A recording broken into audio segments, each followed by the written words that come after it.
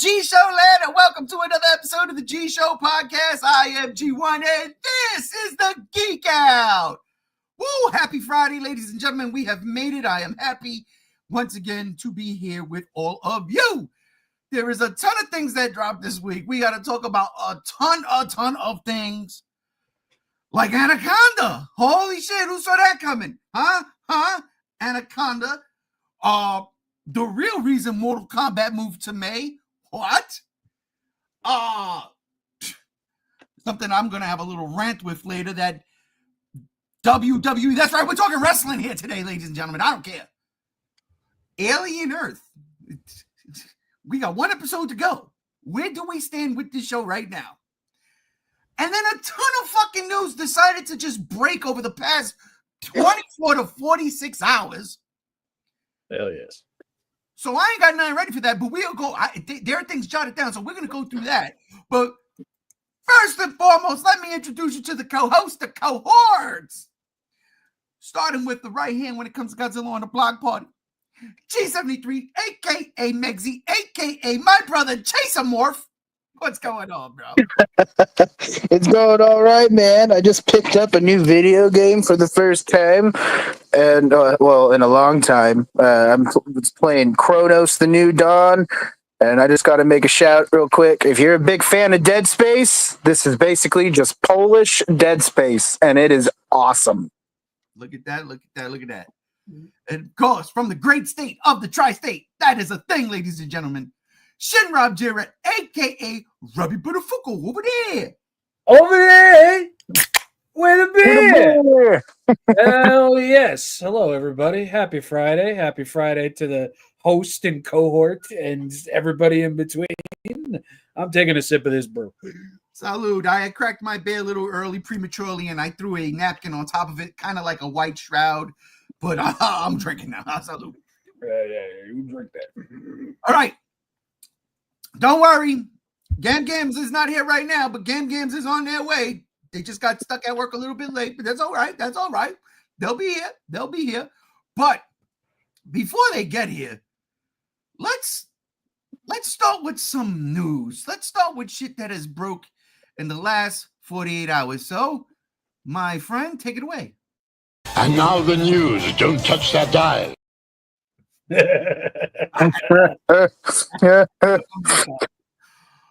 All right. A lot of things has been happening. All right, I'm going to start with the first one. Kenan Thompson from Saturday Night Live, or what was the other one? Good Burger. Kenan and Kel. All that. That guy. All that, right? All that. That guy, Kenan Thompson, does a fucking funny ass Steve Harvey on Saturday Night Live.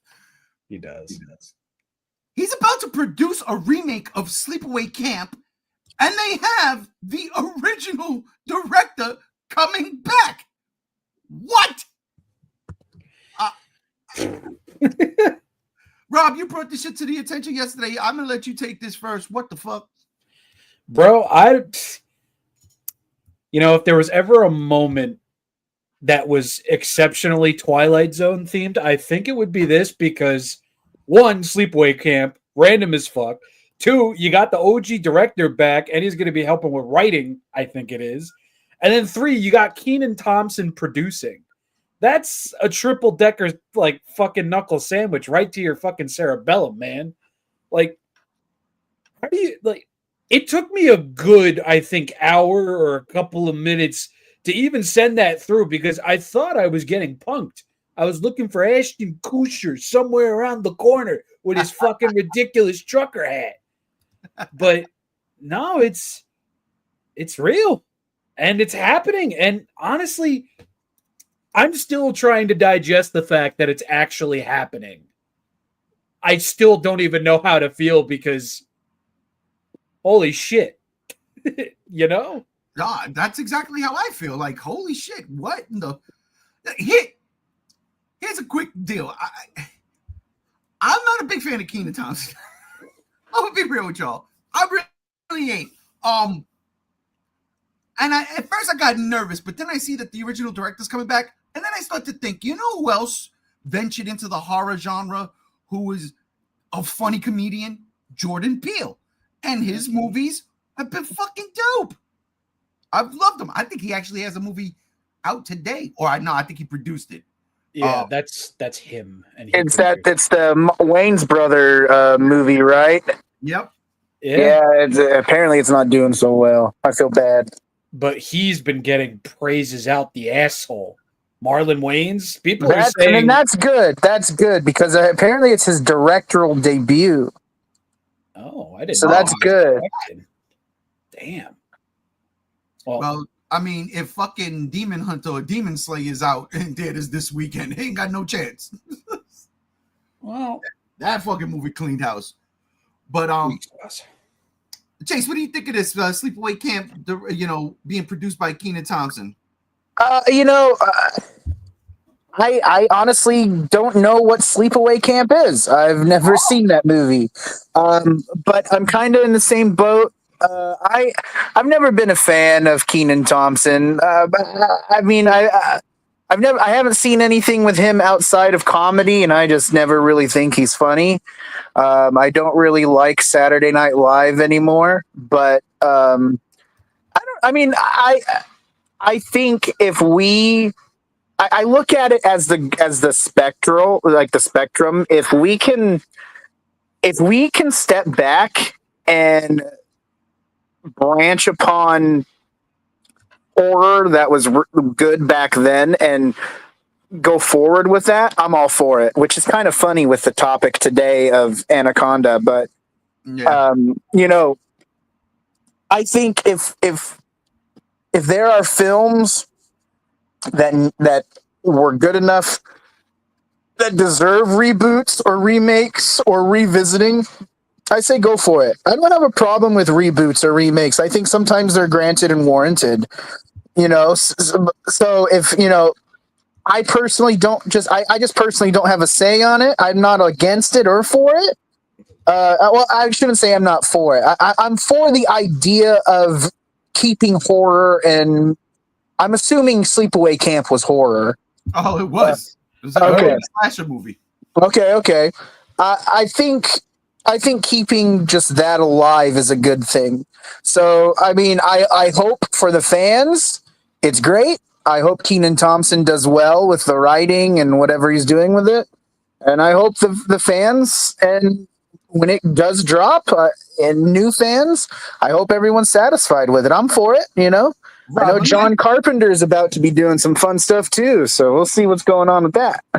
Hopefully that video game he's doing is going to be hot because I really want to play that. Rob, in today's crazy world that we live in, and boy is it crazy, how do you think the twist ending works? Like, do they get away with it? How the fuck are we going to get? Because this is one of the most iconic endings in horror, and yet it doesn't. To me, it seems like it's still in an underrated category. Like look at Chase. He just said I've never seen it, and it's like crazy. Like, dude, what? You've never seen Sleepaway Camp? But I get it. A lot of people haven't. So, what do you think? Are they able to pull this twist off? So here's the thing, and I don't mean to sound like a green gill motherfucker, but do you know why people went to go see the remake of It in 2017? Because they knew that they were going to show Pennywise biting Georgie's arm off. It is something that is so intrinsically linked to that IP, to that title. And everybody knows that we got a creepy fucking fadeaway from fucking Tim Curry's muffed up clown grill. We really want to see children in danger. Exactly. I mean, yeah. And I think when it comes to something like Sleepaway Camp, even for the people that saw it once 20, 30 years ago, the one thing they're going to remember the most is that fucking ending. Yep. And it's like, you kind of can't not. Because if you don't, you're going to piss everybody off. But at the same time, if you do, like, you're kind of opening up a can of worms. No, I'll say. Jesus Christ. Bad joke, but I get it. this is where I get worried, like not worried, leery. I'm like, since it is Kenan Thompson doing this, producing this, are they gonna play it for laughs? Kind of like Sleepaway Camp 2 and 3. And Fat Albert. Oh, Fat Albert. I forgot he was Fat Albert. Yep.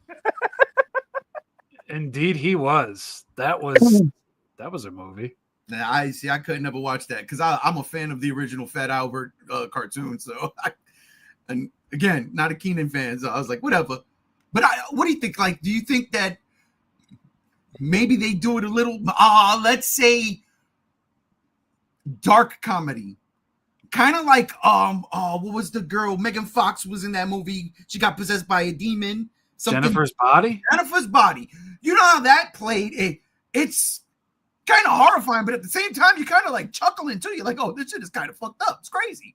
And they're making a sequel to that apparently right now, or writing it at least. Is Megan Fox coming back? I think so. Oh, we was having this conversation about Megan Fox and Shia LaBeouf with Transformers the other day. What the fuck are we doing? What are we doing? Go figure. Go. That was last week. Yeah. Well, I don't know. You don't know. I think there's grounds for it, and I think there is something funny you could do with that, but I don't know about playing that moment for laughs. Right. I don't know if that's within the cards, just because, again, iconic moment. It's the moment that everybody knows that movie for. Just like Silent Night, Deadly Night 2 is known for Garbage Day. Like, see, that has the distinction of being genuinely fucking hilarious. But that big twist ending at the end of Sleepaway Camp it is what it is. Yeah. And listen, there's pissing people off by being right and funny. Then there's pissing people off by just utterly shitting over everything. So it's like, if you're going to take a comedic spin to it, do it for the movie, but have that moment be the fucking creepiest moment. Yeah. You know what? Yeah. I feel like we need to go back and start doing comedy for the sake of comedy and not doing it as a forced thing.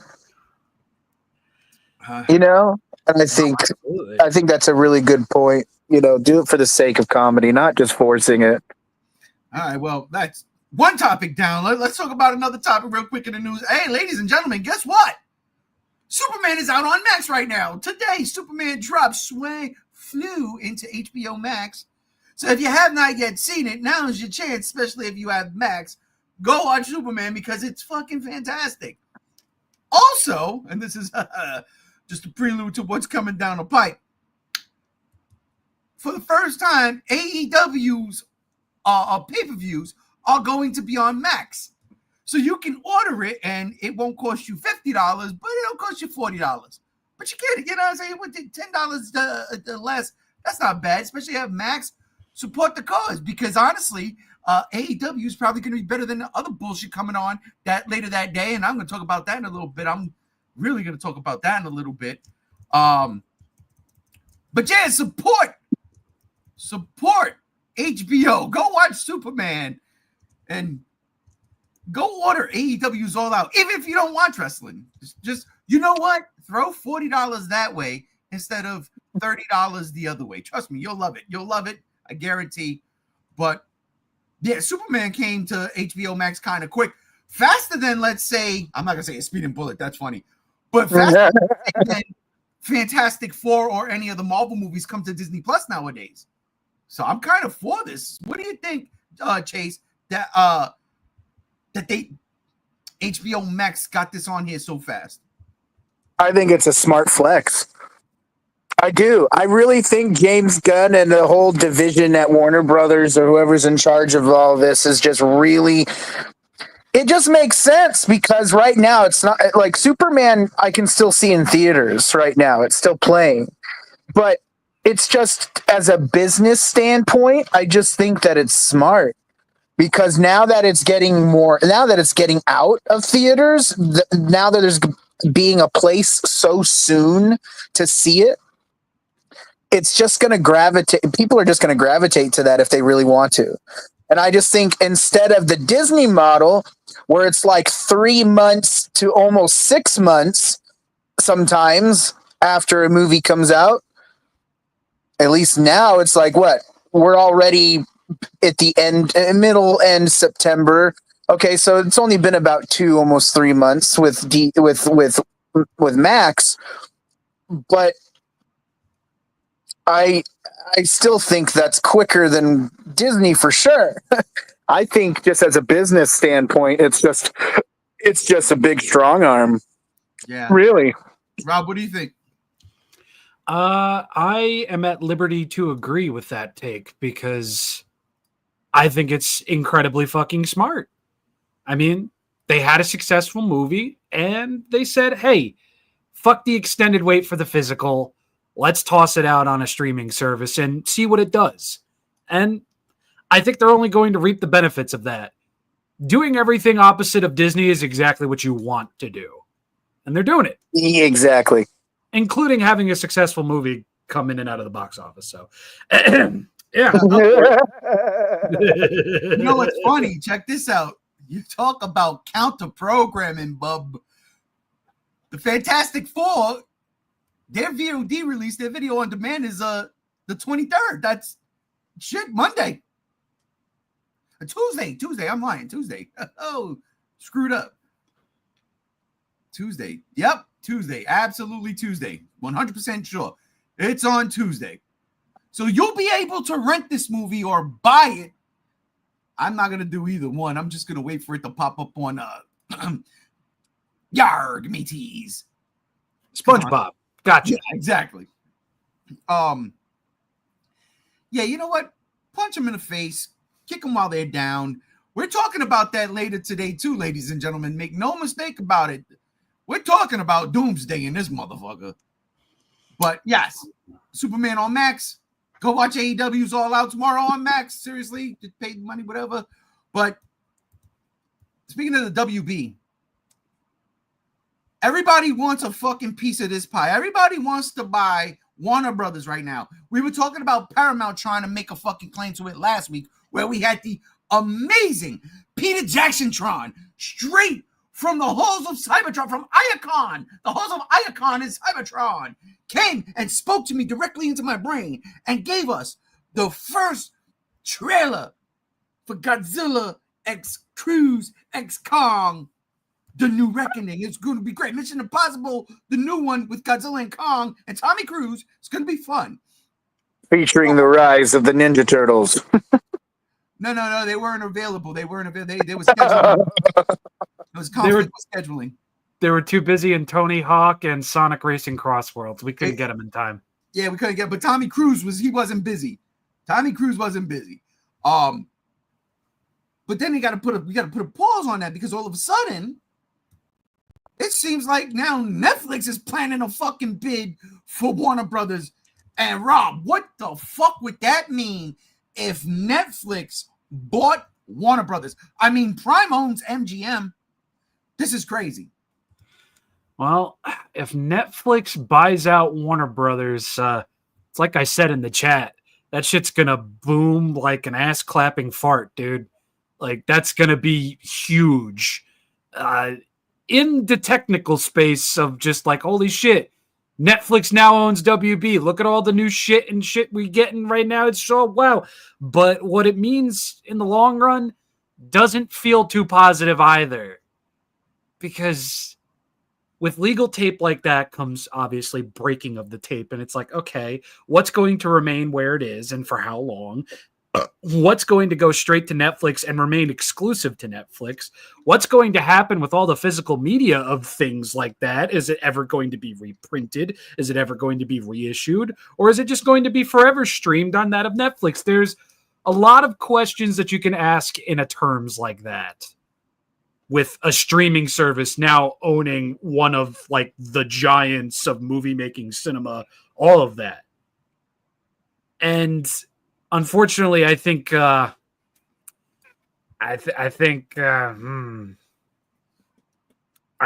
it's just bad. I think it's bad no matter who gets Warner Bros.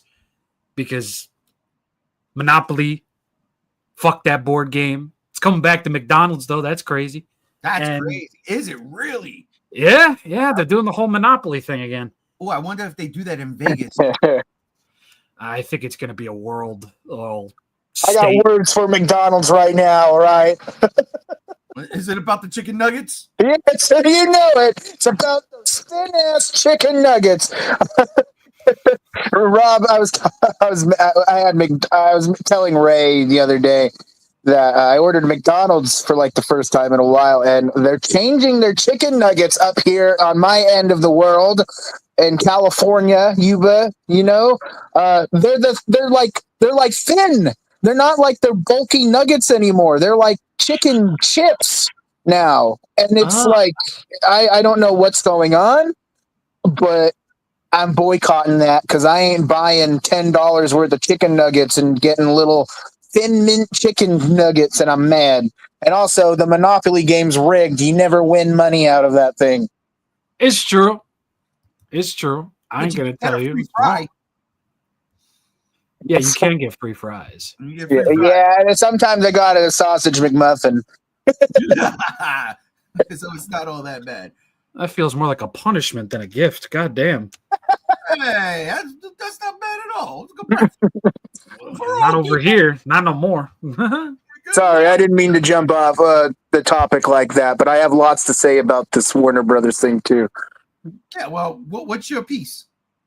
Oh, okay, well, I didn't know if Rob was done saying what he was saying yet. He's good now. No, I'm just all right. Do you have anything to add, Rob? No, not at all. Go on.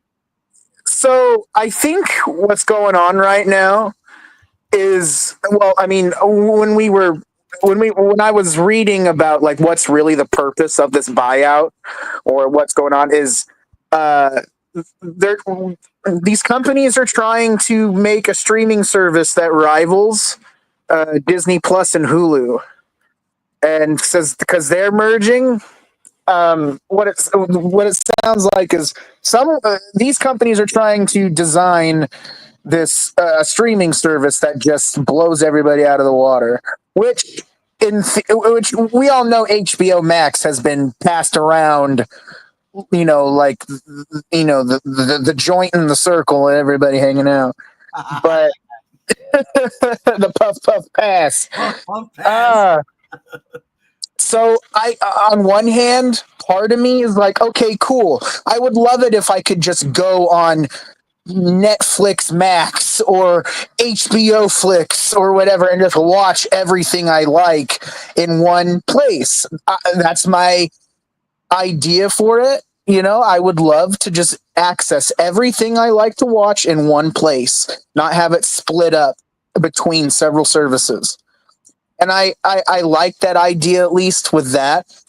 But the problem is that if they are allowed to persuade what movies get made, or if, I mean, I don't know. I think I can't come up with a definitive reason right now why it would be a bad thing if Netflix bought Warner Brothers. But as long as it doesn't interfere with like movies like Godzilla and stuff, I don't really know what would really be the issue at this point other than just Netflix would also have a hand in that. That also would mean we would get Godzilla movies on Netflix real soon, but would we get them in theaters? I don't know. I really don't know the grammatifications of what would be bad at the moment. I know there's going to be, there's going to be bad things, but I just can't come up with anything specific. But it's interesting that it seems like the main purpose of this is they're just trying to design a streaming service that's just going to swallow Disney and Hulu. And as we know, Disney Plus has been terrible financially for the past few years. They haven't been doing well, so it's not like it's a thing where it's like eye-opening or shocking. It's just, I don't know. It's kind of one of those things where at the moment it's just in talks. I think my biggest fear with it is just, what does that mean for the prices of the consumer going up for the streaming service? I think that's going to be the big bad thing is like, how expensive is my Netflix going to be then, if this merge happens? Obviously, Paramount is one of the talks, but it seems like they've kind of stepped back or haven't come to terms. And so I don't know. I don't know. I mean, I would love to know what you guys feel about the things that, like, what it could be that would be really bad about this happening from your guys' opinions and what you guys feel and know. Because right now I can't pick of anything specific, but I mean, I remember saying, though, this is a bad thing all around, and there was a purpose for that, but I forgot.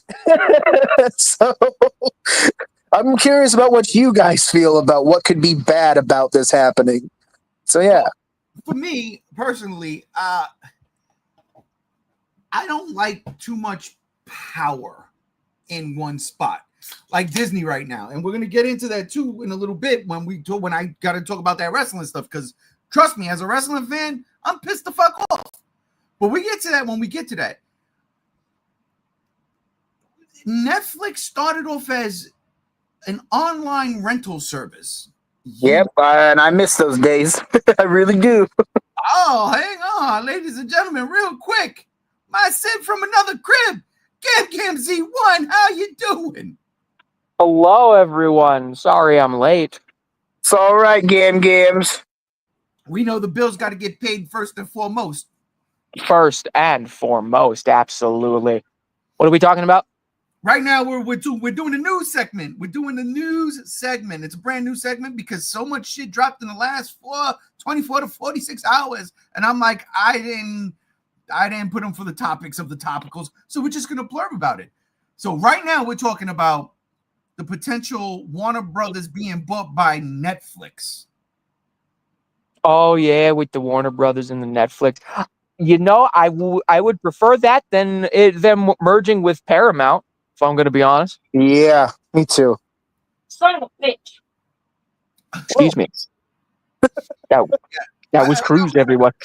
Like I was saying, I'm like, I don't like too much power in one place. When Disney bought Fox, it was like, oh shit, okay. But Disney was already a thing, right? Like Disney was already a thing. Disney Plus made sense to me. Throw everything up on your streaming service. That makes sense. Then they bought Fox. And I understand. Not only do they get their Marvel franchises back, but now you get franchises like Aliens, Predators, and so on and so forth. That's one thing. But when Amazon bought MGM, I was like, yo, MGM is like a major movie studio fucking company. They just bought the fucking people who make James Bond. What? They bought the lion that roars? They bought the lion that roars, bro. You know, so like that kind of like, because Amazon is fucking Amazon started as a book company. We were sending books to you to read through Amazon, and then all of a sudden it blew the fuck up, and now you're getting product. You could buy figures, you could buy fucking deodorant and soap and anything you want, clothes off of Amazon. You can buy pharmacy prescriptions and gas and groceries through Amazon too. Well, I don't know about gas, but groceries for sure. Right. So it was like, and now they own a fucking major movie studio. Then, as I check my messages real quick. Oh, yes, look. Speaking of go fucking figure, don't remind me you're taking money out my fucking bank. I know. Good God almighty. So when I hear something like, you know, Paramount wanting to buy Warner Brothers, that's one thing. That's another fucking, that is a rival entity trying to consume the competition. This is what WWF did to WCW. I don't know how this is going to work. I wouldn't say that, because, like, Netflix, I always considered it like a separate thing from the major movie studios, like, Warner Brothers. No. I was talking about Paramount. Oh, well, yeah, with Paramount, yeah, no, that would have definitely been That's WWE buying WCW situation. Yeah, no, Netflix is a whole different. The Netflix thing though is they got a lot. Netflix got a lot and a lot of hits, man. Netflix does the fucking thing. Do they need Warner Brothers? No. I don't need them, but like, you know, it'd be neat if I could watch all the MonsterVerse movies conveniently on Netflix. They're all on Prime though, except 2014. Well, not Prime, HBO. I don't think 2014's on HBO though. And Well, that ain't gonna be a thing if Netflix buys them. Yeah, but see, that's the thing though. I own them all. I bought them digitally on Amazon. So it's like, what? This is where I get mad and confused and all this stupid shit. Rob, we didn't hear about you. We didn't hear from. No, we did. I said you would. Yeah, I went first. You did go first. I don't know who goes first. Way to go, Slappy. Let me tell you, man. This one throws me for a loop. I don't like it. I'm gonna be personally honest. I want Warner Brothers to stay Warner Brothers. I don't want it to get bought by nothing. I want it to be its own separate entity that's hanging out with HBO. That's where I like it, with HBO. Yeah. I want Bugs Bunny to be able to jump on AEW. There's going to be a lot of wrestling things today. I want Bugs Bunny to be able to jump in AEW and have fucking stupid slapstick comedy like all of a sudden we're doing fucking, what was the name of the basketball movie? Space Jam. Yeah, I want Space Slam. That's what I want. Welcome to the jail. Look. That was a good soundtrack. I can't lie. I own that shit. I own that soundtrack. That was a good soundtrack. Question for you guys, real quick. With the idea of physical media dwindling, what makes us say like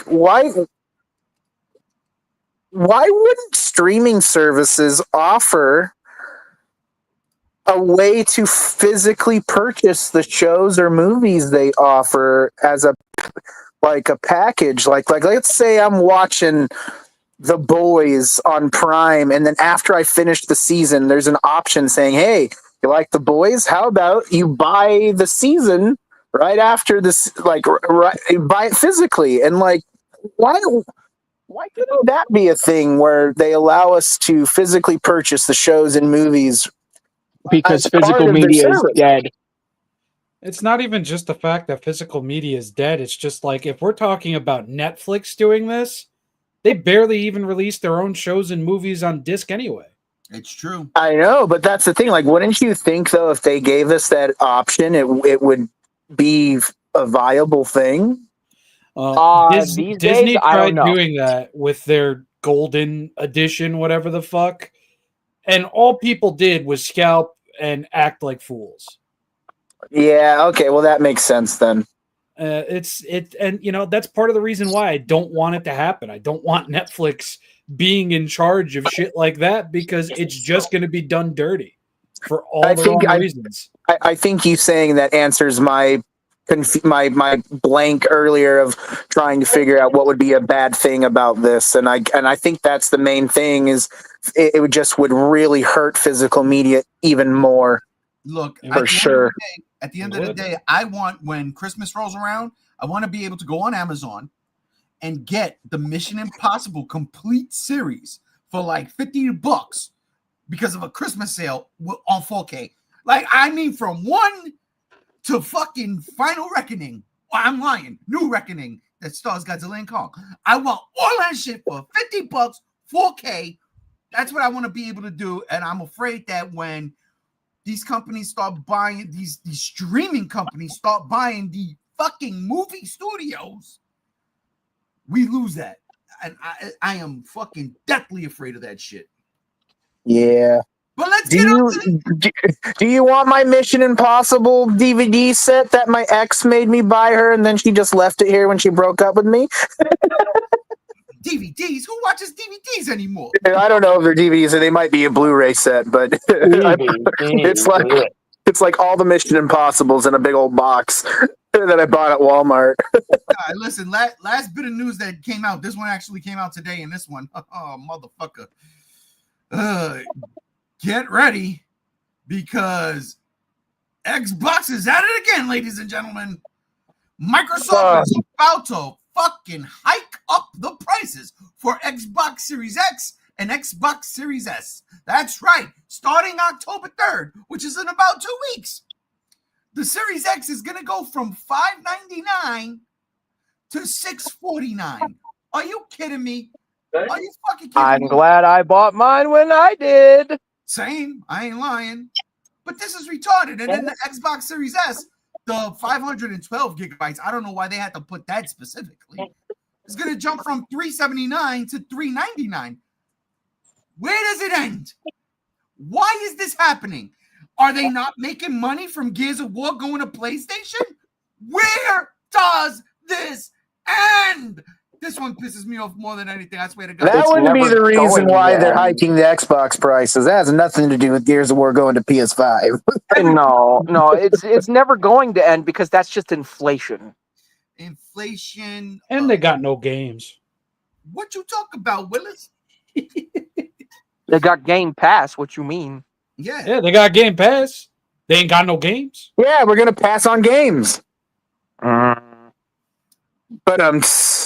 yeah, big, but Listen, I fucking hate it. I think it's stupid. They're jacking up prices, and next thing you know, the only people that are able to afford these fucking game systems are influencers. Serious. It's ridiculous. I mean, who are we fucking catering to here? Microsoft. What the fucking fuck? Because this is ridiculous. That is way out of line. But again, yeah, you know what? Microsoft is going to Microsoft. See, they're stupid. Where the fuck is the next Halo game? Where the fuck is Gears of War? You gotta wait for the Game Awards in a couple months to see that. It's so fucking stupid. I remember a time when we would get these fucking franchise games within 4 years. We're going on 10. Yeah. It makes zero sense. Makes zero fucking sense. Well, zero. And Halo Studios, formerly 343, they've already reported that they're not happy with the game as it is. I don't know if I want to see anything from that, whatever the fuck it's going to be at this point. And if Microsoft were smart and they didn't want to keep hiking up the prices of their consoles, they would keep Halo an exclusive and they would kind of fucking work on that game until it's perfect. Thank you. Or close to perfect. Because, straight up, once Master Chief Collection goes to Switch and PlayStation and Halo -6, the Combat Evolved reboot make, once that drops, if that's what they're doing, dog, like, you just have Game Pass. And that's it. Yeah. Every other franchise and IP that you've had has either been canceled, sold off, or the studio doesn't exist anymore. And that's why they're do financially well. That too, but that's why they're hiking up the console prices, because they're not fucking selling.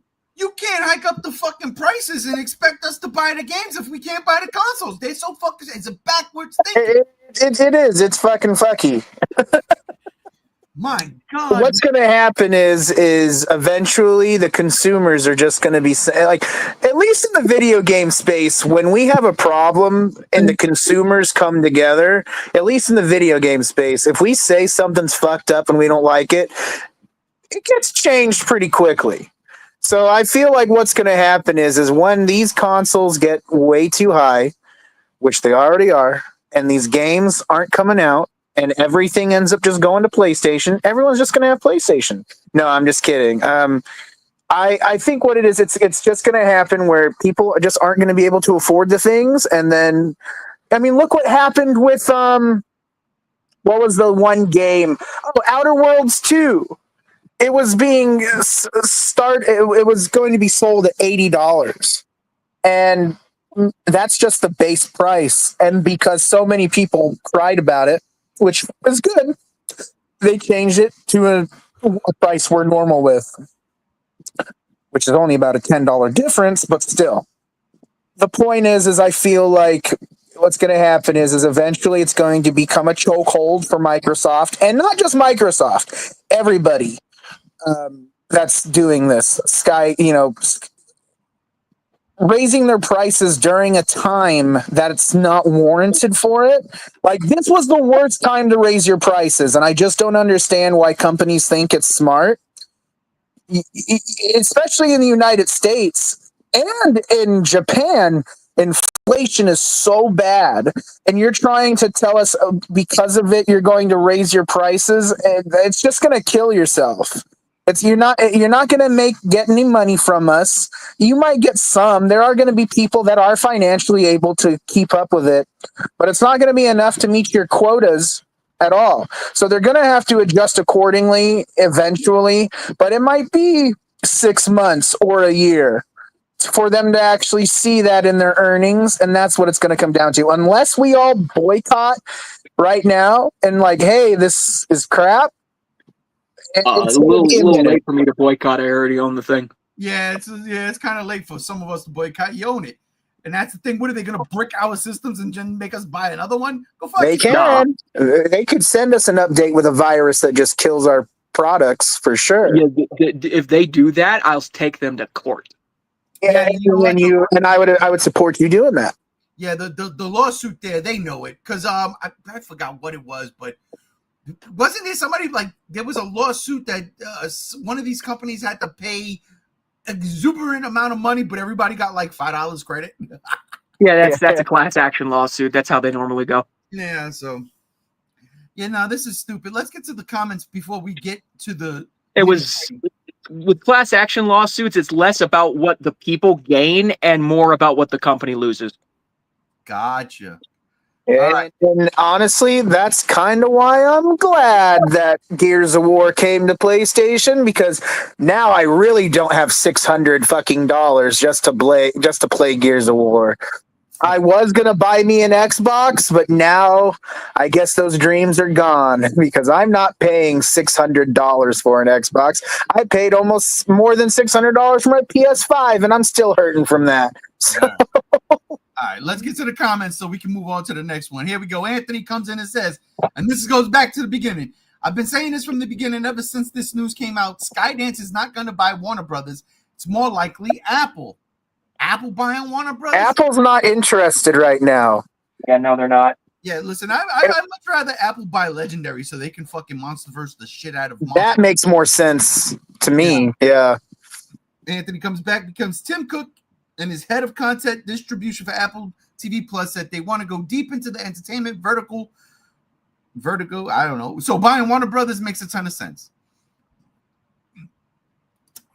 Then there's a question. Wait, did they confirm that Netflix is buying Warner Brothers in DC? I don't know where in DC is, but DC was meant, but no, that's not been confirmed. Shinrob comes in as soon as Game does it, says, the child scammer. Listen, no. That's fucking great. I just got a fucking million red star ring valued skin for $250,000. I'm happy. All right. Did you punch a small child in the Adam's apple for it, you fucking monster? No. I just asked nicely and we negotiated. I had to trade a couple of skins too on top of that, but it's fine. They were doubles. This dude is such, you are totally Predator. Want some candy? Jesus Christ, bro. Dude, when you said that, your I'm mic not luring them to do anything, all right? I'm out here trying to get every skin in the game, all right?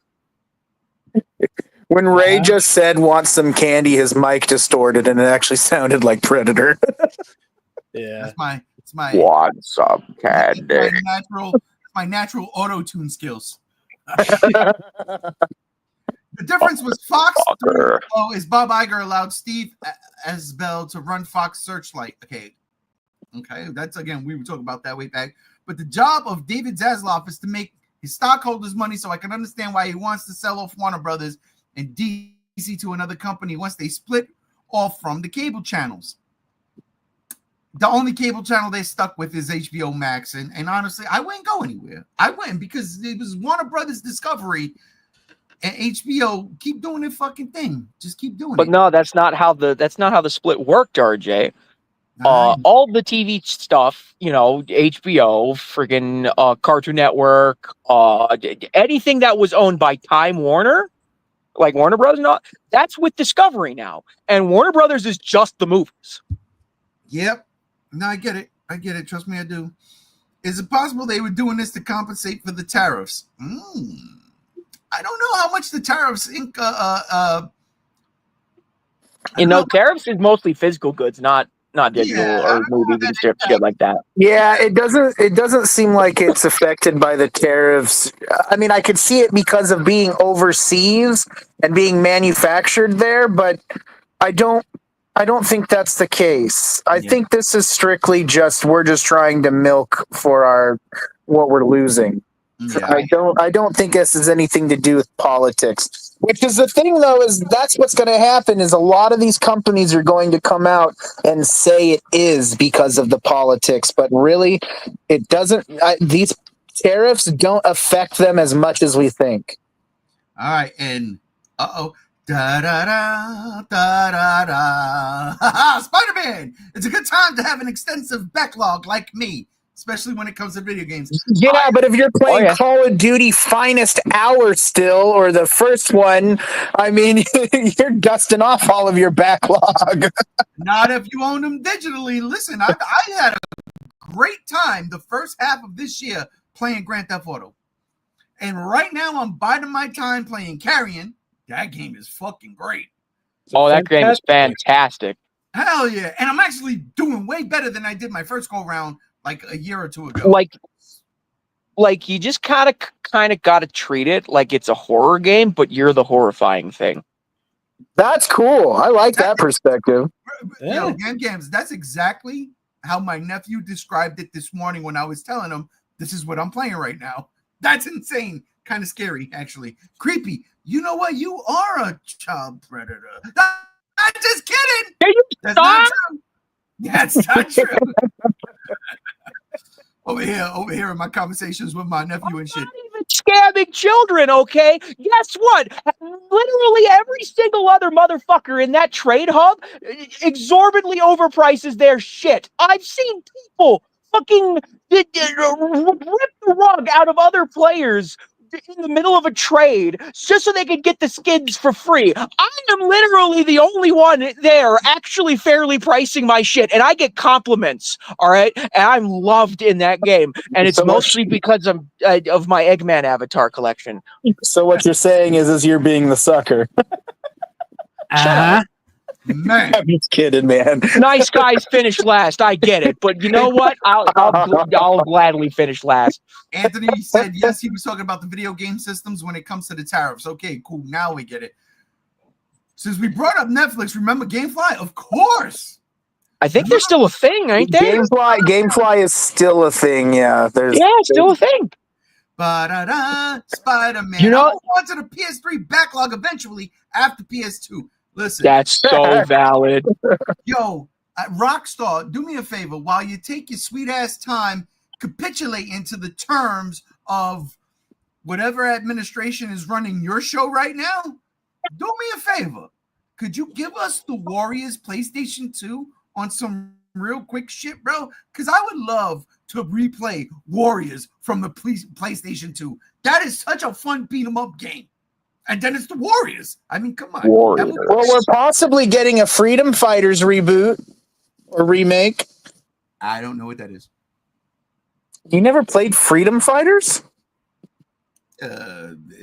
Star Wars? Anyways, fun fact, thinking about the previous comment, it was through GameFly that I first played The Incredible Hulk Ultimate Destruction, which was the previous game that fucking Sucker Punch, I think, was the studio, wasn't it? Or was it? It was one of those studios. Right, it was right before they made Prototype. It was that was their previous game. I'm pretty sure Prototype runs on the Hulk Ultimate Destruction engine. I thought Prototype was made by Capcom. No, it was made by IO. Well, I'm talking about the actual developer. Gotcha. All right. Anthony comes back, says, Remember, the hardware and microchips for most of the systems are coming from China and South Korea, and the tariffs are very heavy on those countries. Yeah.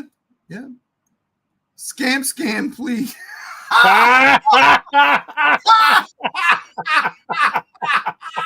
Yo, Gams, I think it's time for you to get that venom in.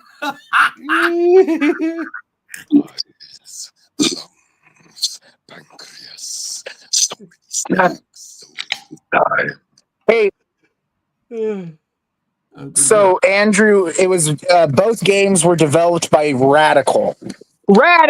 Thank you. Of course.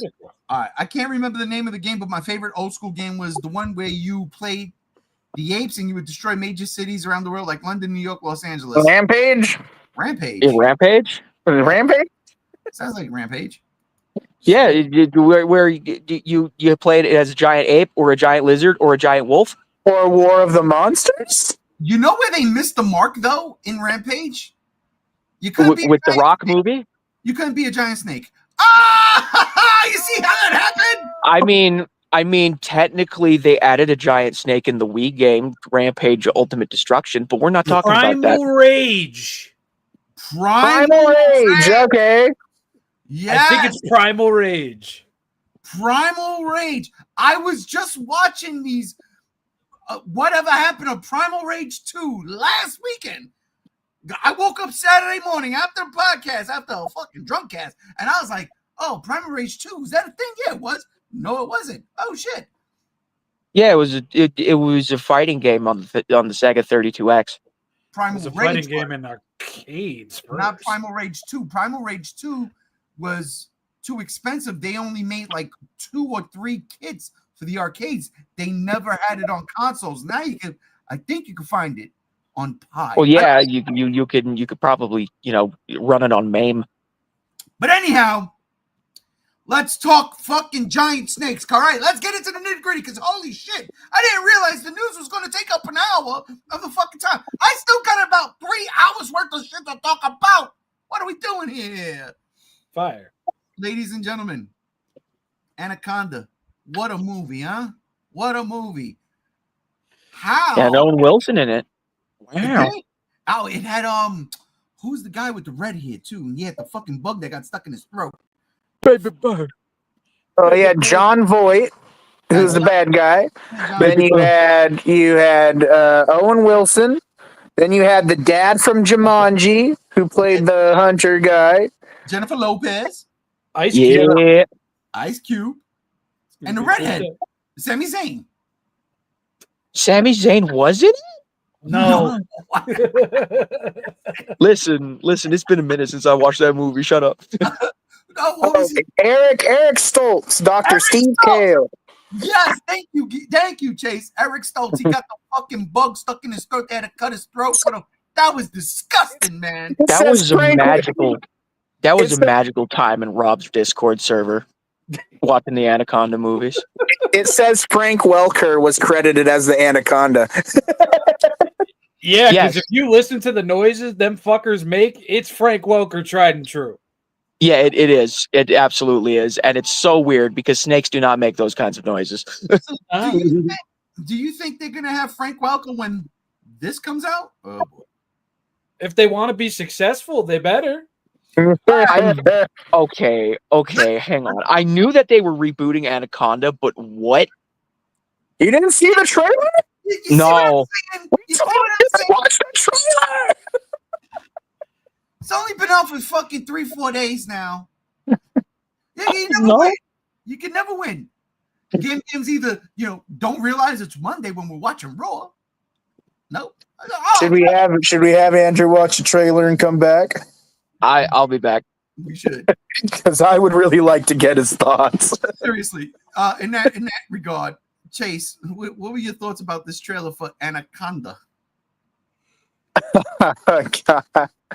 I'm so fucking torn because if on one hand this looks like a really funny time at the theaters, but I love Anaconda for what it is. I think it's it's one of those greats like Lake Placid, and I love the whole we're gonna try to make our own version of Jaws but with a different creature.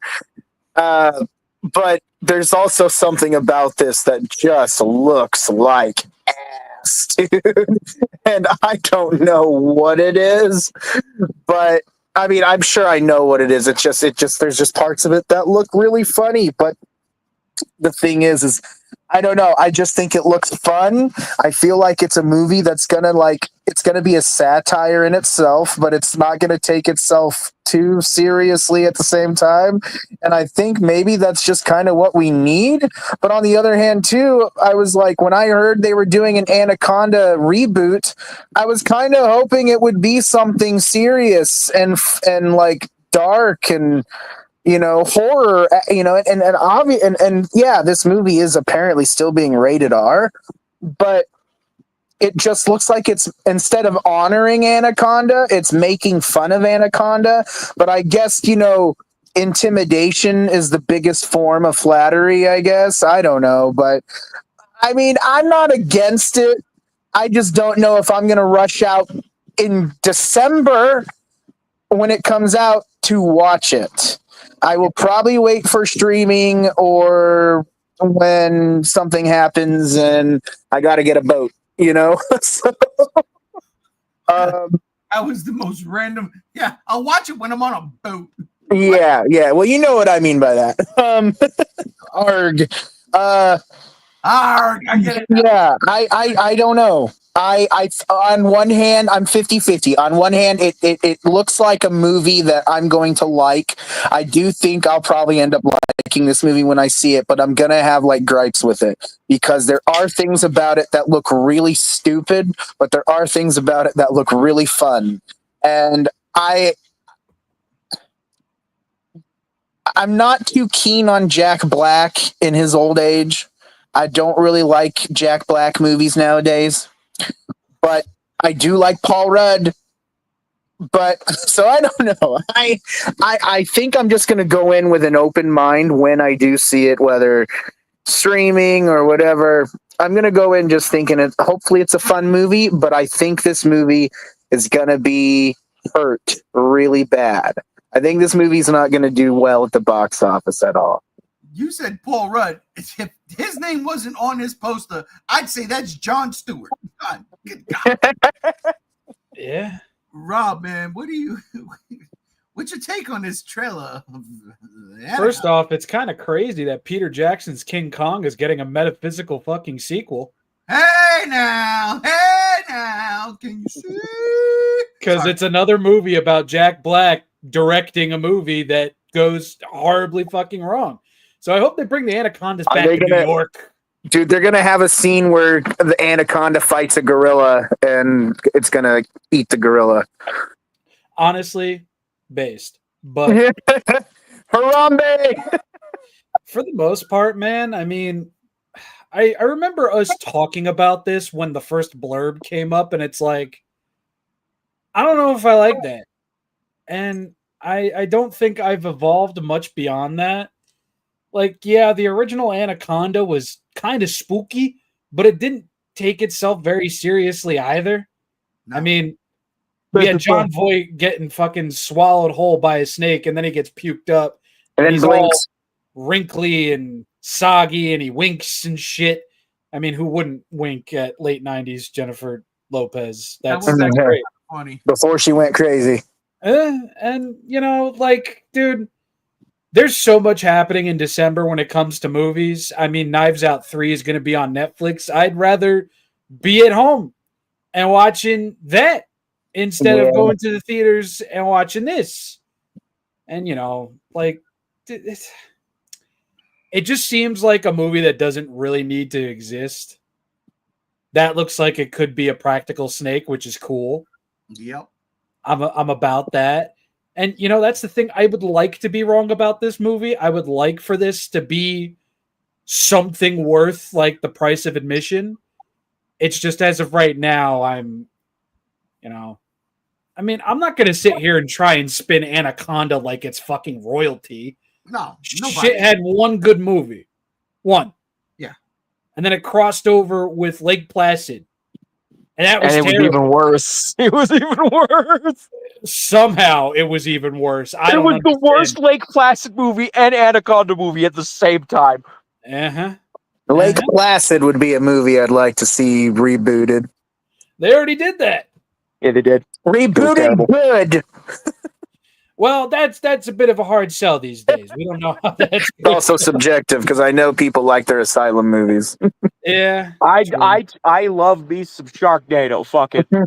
All right. As So did much my as this grandmother. one loves to complain about a certain actress's acting in all of those movies. Don't get me fucking started. We're talking about Snake. Danger Noodle. Big Danger Noodle.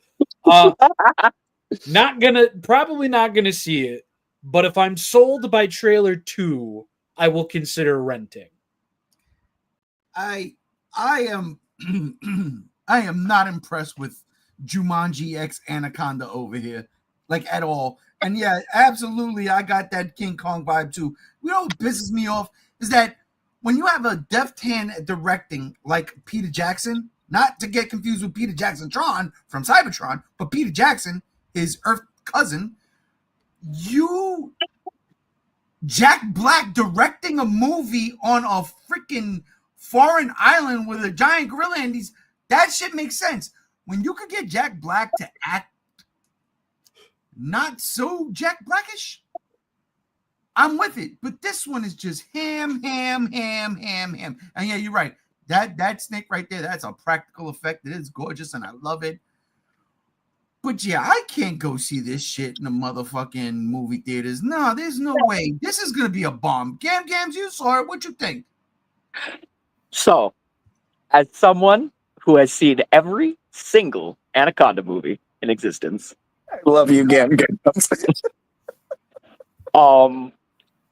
I am actually kind of impressed.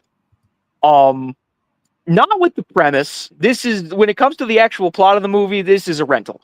I'm not going to the theaters to see this. But when it comes to the effects, the snake looks great. Like when it gets to the actual like threatening snake, not this poor little noodle that got its head cut off. Rip, rest in peace, Noodle. Oh my god, that traumatized me the most in the trailer. Fucking the actual snake looks great. And they're actually putting a little bit of budget into this. So I can probably say that with confidence, this is probably going to be the second best Anaconda movie.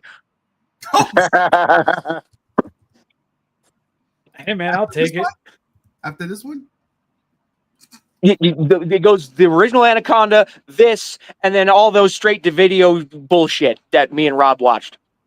Well, Anaconda 2: Hunt for the Blood Orchid was a theatrical release. That was a theatrical release, and it was still ass. It was. Exceptional ass. Fuck it. All right, well, listen, I'll be honest with you. It seems like we're all in agreement here. Let me get to the comments before I finish that. Yeah, it's so meta, and I don't know how to feel about that. And that's one of the things before I get to my man swinging through the town. I did like that it was meta. It was, hey, we want to remake Anaconda because that was our childhood favorite movie. I like that. But then it just becomes the typical Jack Black comedy. And then I'm like, and I like it. And that's why I'm split on it, because it just seems really stupid. Yeah, like the comedy is not vibing well with the Killer Snake movie. Right. Let's stop the bullshit. Like, Minecraft did amazing, but come on, what are we doing here? Anyway. Yeah, but I don't think we actually thought Jack Black was funny in that. But I mean, I haven't seen the movie, so I wouldn't know. I seen the movie and I liked it. Spider-Man swings through and says, the 90s era of jumbo-sized animals. This movie spooked me as a kid. That snake scream is etched into my memory. Mm-hmm. I've seen Anaconda this one time. Like the original the original Anaconda and Komodo. Great double feature. Now Komodo I could get behind. I remember watching that on Sci-Fi. Was that an Asylum movie too? No, that was a theatrical release. Damn, okay. I'll have to check out. I've seen Komodo, but I've never actually seen it. Maybe I saw it when I was really young, but I also haven't saw. Hold up. Komodo was not a theatrical movie, bro. I swear to God it was. No, it wasn't. Komodo is not a fucking theatrical movie. That shit was a Sci-Fi Channel exclusive. Let's check. I'll check that right now. While we do that, what's that one alligator movie where they flush it down the toilet? Is it Super Gator? Sewer Gator? No, Alligator. Alligator? All right. I'd like to see that come back too. That's a good one. An Alligator All right. mutation. Komodo had a limited theatrical release in the summer of 1999 in the United States, with a VHS release to follow in November of the same year. No, The DVD format of the film followed. The film was distributed by Eastern Limited branch of Scanbox Entertainment. Nothing about Sci-Fi Channel, although they probably got syndication. Godzilla 2000 beat it at the box office. Well, shit, Games, my bad. I did not know that. That shit wasn't playing. I told you, bro. But no, like the main thing with Komodo wasn't even the Sci-Fi Channel. It was going to like fucking Blockbuster, Hollywood Video, one of those video rental channels, and looking at the cover of the fucking VHS. Same with Anaconda. All right, they had some of the most striking fucking VHS covers I ever did see. Them and Lake Placid. Lake Placid has some good ones. Spider-Man whips back in and says, I knew it would be a comedy the moment I saw Jack Black. Yep, it's true. It's true. I mean, you know, King Kong was a serious Jack Black role. There was always a chance. Yeah, I mean, Nacho Libre. I mean, but nobody pays attention to that one. Oh, I mean, but what about that movie where Bruce Willis kills him? Kills who? Kills Jack Black, shoots him. That's the Gorillaz music video for fucking that one song I can't remember the name of. There was a movie where Bruce Willis gets Jack Black to be a test target, and he starts shooting him with this like robotic gun. It was like one of Jack Black's first roles he got in his adult career. I see. I have no idea. Spider-Man says that dog scene from Komodo messed me up. See, Spider-Man watches all the good shit. But I think we're all in agreement here, right? This movie, Anaconda, especially for Christmas, just might be, it ain't it. It just might be doomed. We got Nosferatu last year for Christmas. And this year we're getting this. That's Dr. Doom to you. Listen, ladies and gentlemen, the first image of MCU's, the Marvel Cinematic Universe's Dr. Doom was at a film festival in China, of all places. I think it was China. It might have been one of the Koreas. It's definitely not North. So it's probably South. But it was definitely... It's really funny to me. I'm sorry. It's West Korea, East Side. Could be. You never know.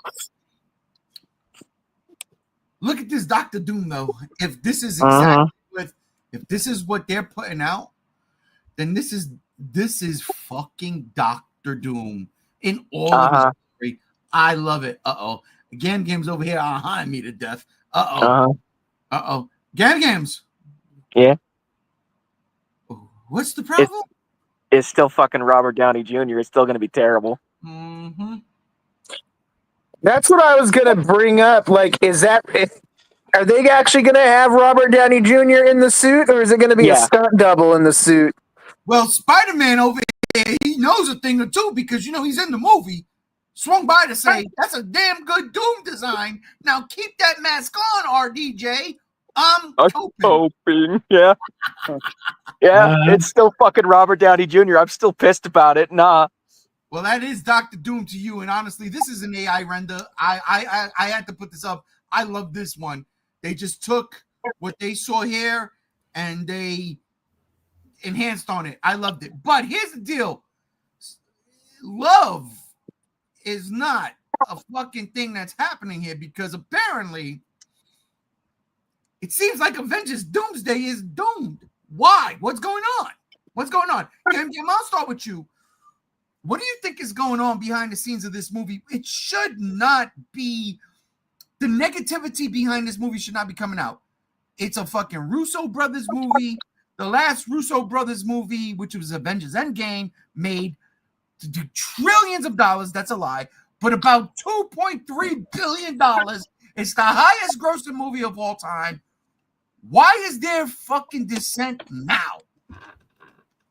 What do you mean dissent now? There's always been dissent. There's been dissent ever since Robert Downey Jr. got announced as Dr. Doom.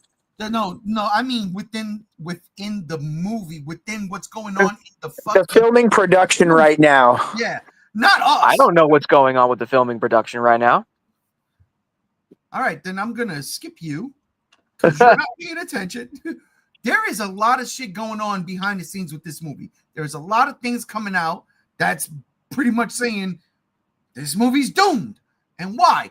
Is it rushed? Is it rushed because the Jonathan Majors Kang movies was supposed to come out first, and then Disney was like, nope, he's got issues because of I don't know, he beat up a girl, I think. Something happened. It was bad. Get rid of him. We're not doing Kang. And this Doom shit was supposed to come out later. This was supposed to be the third act, the third phase, the sixth phase, or wherever the fuck they are at for this particular fucking series. It's not there. And now they're coming out. We were doing Spaceport. It's in bad shape. Not that the movie's in bad shape, but apparently there's a lot of not good things happening behind the scenes.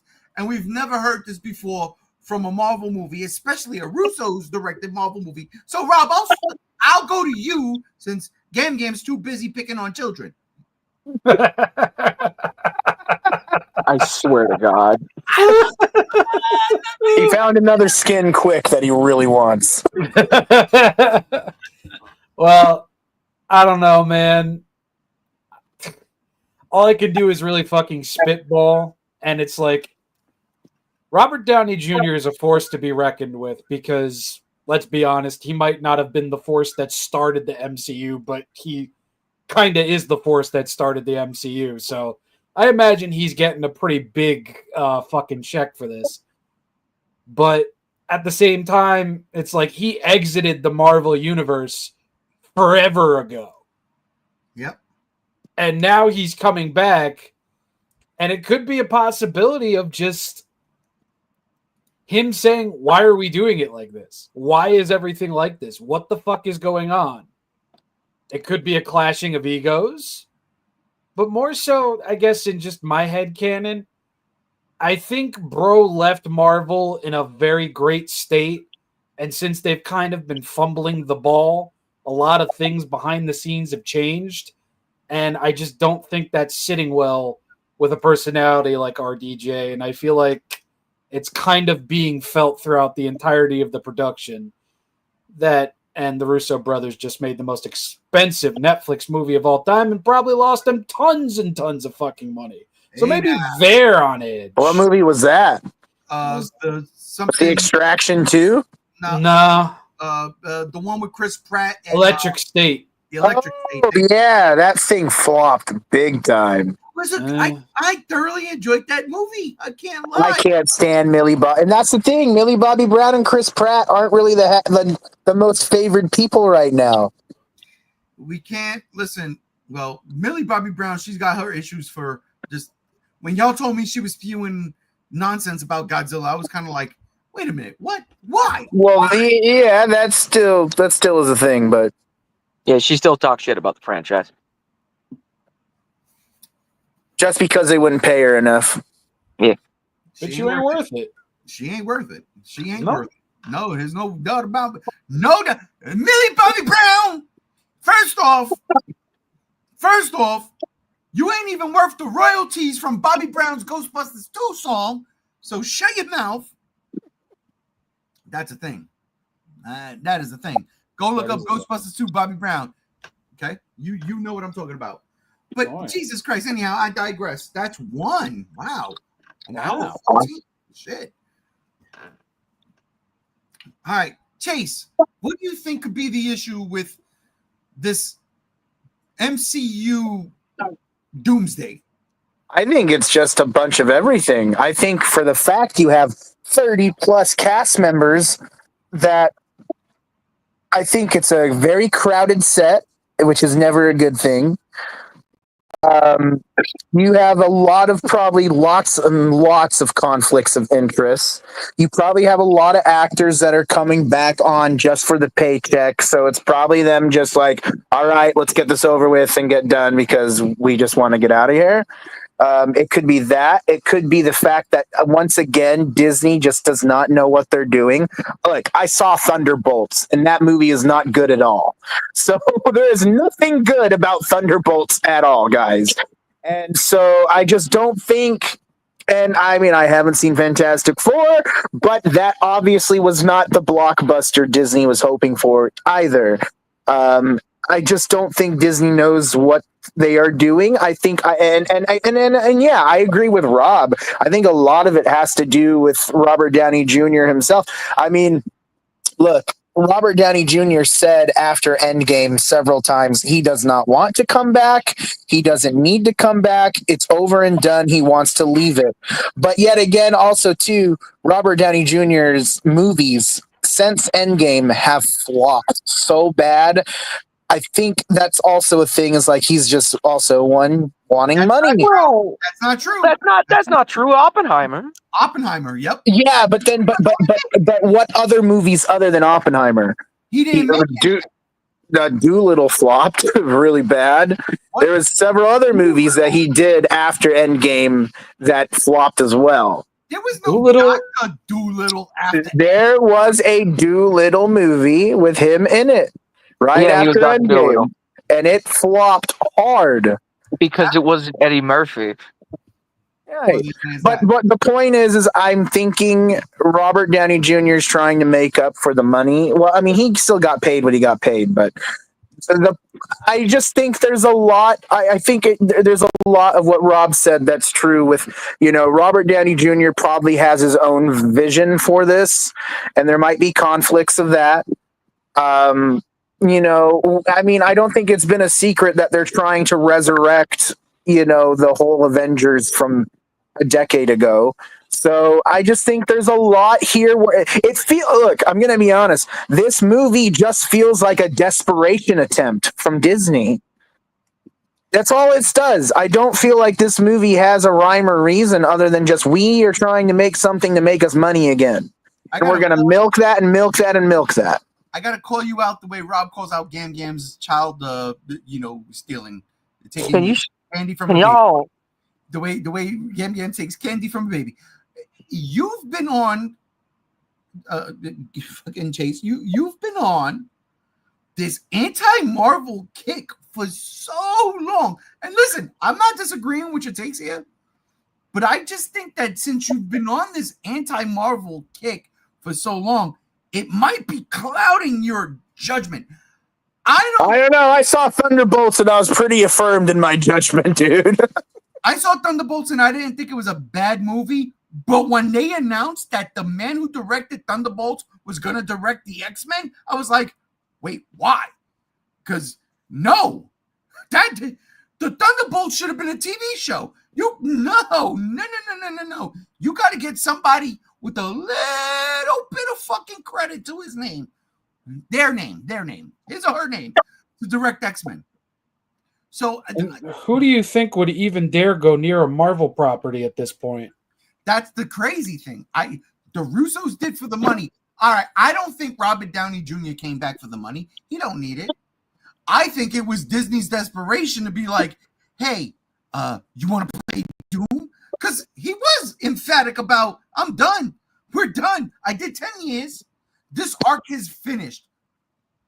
Yeah, he was singing Psychosocial by Slipknot. He did his time and he wanted out. There you go. Thank you, Rob, for knowing what that's okay, bro. I am with Gam Gam, and I am with the majority of the internet. I didn't want Robert Downey Jr. to come back. Like, this does not as Doom. This doesn't make sense. See, for me, it was Pedro Pascal as Doom. But no, they made him Mr. Fantastic. And, fucking Galactus pulled him just a little bit. And he screamed like, ah! And then you go back and you look at the other two Fantastic Four, the other three Fantastic. maybe even the 4 Fantastic Four movies. I think they should have got Ray Fiennes to be Doom. I think he would have been a great Doom. Not just because he's good at being villains, that too, but I think he would have been a better Doom. Did you not see 28 years later? That dude. No, but I really want to see the menu. JR was on this podcast, but he's working late. Yeah. He couldn't be here today. Yeah. The menu is one of his favorite fucking things. But no, I just have this feeling in my gut that it just feels like a desperation attempt. I don't know. I will totally be okay if it does fine and it does financially well and it's received well, but it just seems like, but I'm just going on strictly too by, the reasons behind the drama on set right now. It just seems like, I think it's also just very overcrowded. I think there's a lot of headbutting. I agree with that. I've seen things that are saying it's Pedro Pascal. I mean, like, there's a lot of stuff. You just the old with the new. And then, listen, if I'm fucking Patrick Stewart or Ian McKellen, I don't want to be here for 8 fucking hours. What's my scene? What's my lines? Let's go. I got it. I'm old. Right. Please, I'm saying? Like, come on, man. And who knows? It could be a political thing too right now as well.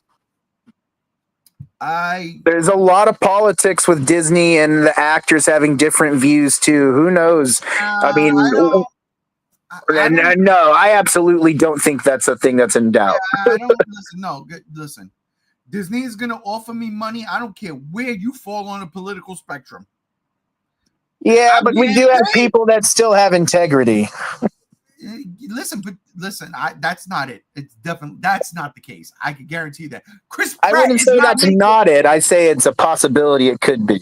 Nah, Chris Pratt is not making fucking poo-poo stink on the set of Avengers Doomsday. But real quick, Spider-Man swings through. That's a damn good Doom design. Now keep that mask. Oh yeah, wait. We did that. Right. Yeah, we did that one already. Russo sacrificed Savage Hulk to get that money, and now it's backfiring as a domino effect to Doomsday. Tisk, tisk. See, that is a fucking great point. That's a great point. That is a great point. And then Pedro Pascal, is he anxiety hugging the crew again? More than likely. Listen, I really do like Pedro Pascal. I do. I really do. But I don't think his Mr. Fantastic should have been a thing. He should not have been in it. I think that was Disney saying, hey, you're great in The Mandalorian. You want to be in the MCU? He should have been Doom. He should have been Doom. He already wears a fucking mask and the fucking Lorian. But I digress. 2 in 15 minutes. Pisses me off. But I guess that's Disney for you, Disney, the giant conglomerate that owns Marvel, which real quick, I ain't gonna lie, man. Listen, they own Fox. Predator kills the Marvel universe. Yowzers! That's where we go after Badlands. Man, that shit is fucking fun. But I digress. Disney, they do a lot of good, but sometimes they do a shit ton bad. This one hurts. This really doesn't hurt. This really doesn't hurt because you know what? The WWE and ESPN, they don't got it together for WrestlePalooza and Gam Gams. Mm-hmm. When is WrestlePalooza? It's this Saturday, I do believe, or Sunday. Which is what? Which is tomorrow. Gam Gams. Oh yeah, it's tomorrow. It's tomorrow. Dude, no joke. I was confused too. I thought Saturday was like in 3 days. Yeah, me too. Wait. I was like, was this a true question? I was gonna look up the date. It was like I thought you wanted like the actual number. Like what? I'm with you, Andrew. Should have went to Robbie Buttafuoco over there because he would have been like, tomorrow, bro. Come on. Yeah. Yes, it's tomorrow.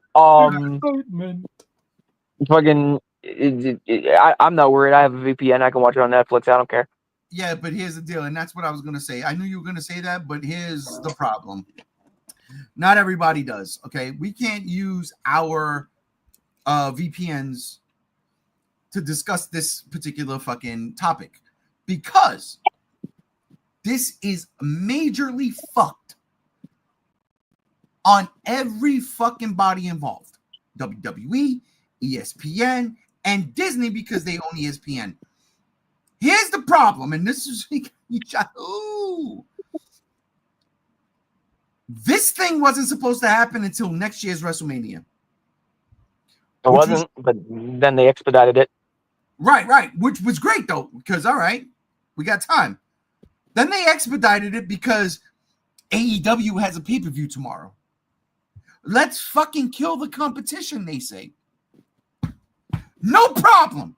The competition moves. They say, all right, we'll start at 12 o'clock Pacific time. No problem. You're going to start at 8 p.m. Eastern.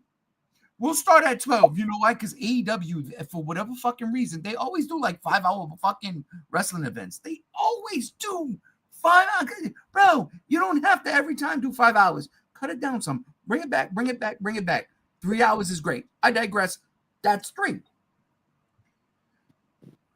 WWE was like, let's kill them. ESPN was like, let's do this. And then they fucking put this up. And everything that was supposed to happen in the time frame of when they announced this merger until next WrestleMania now gets condensed into a fucking 3-week window. And guess what? They don't have their shit together.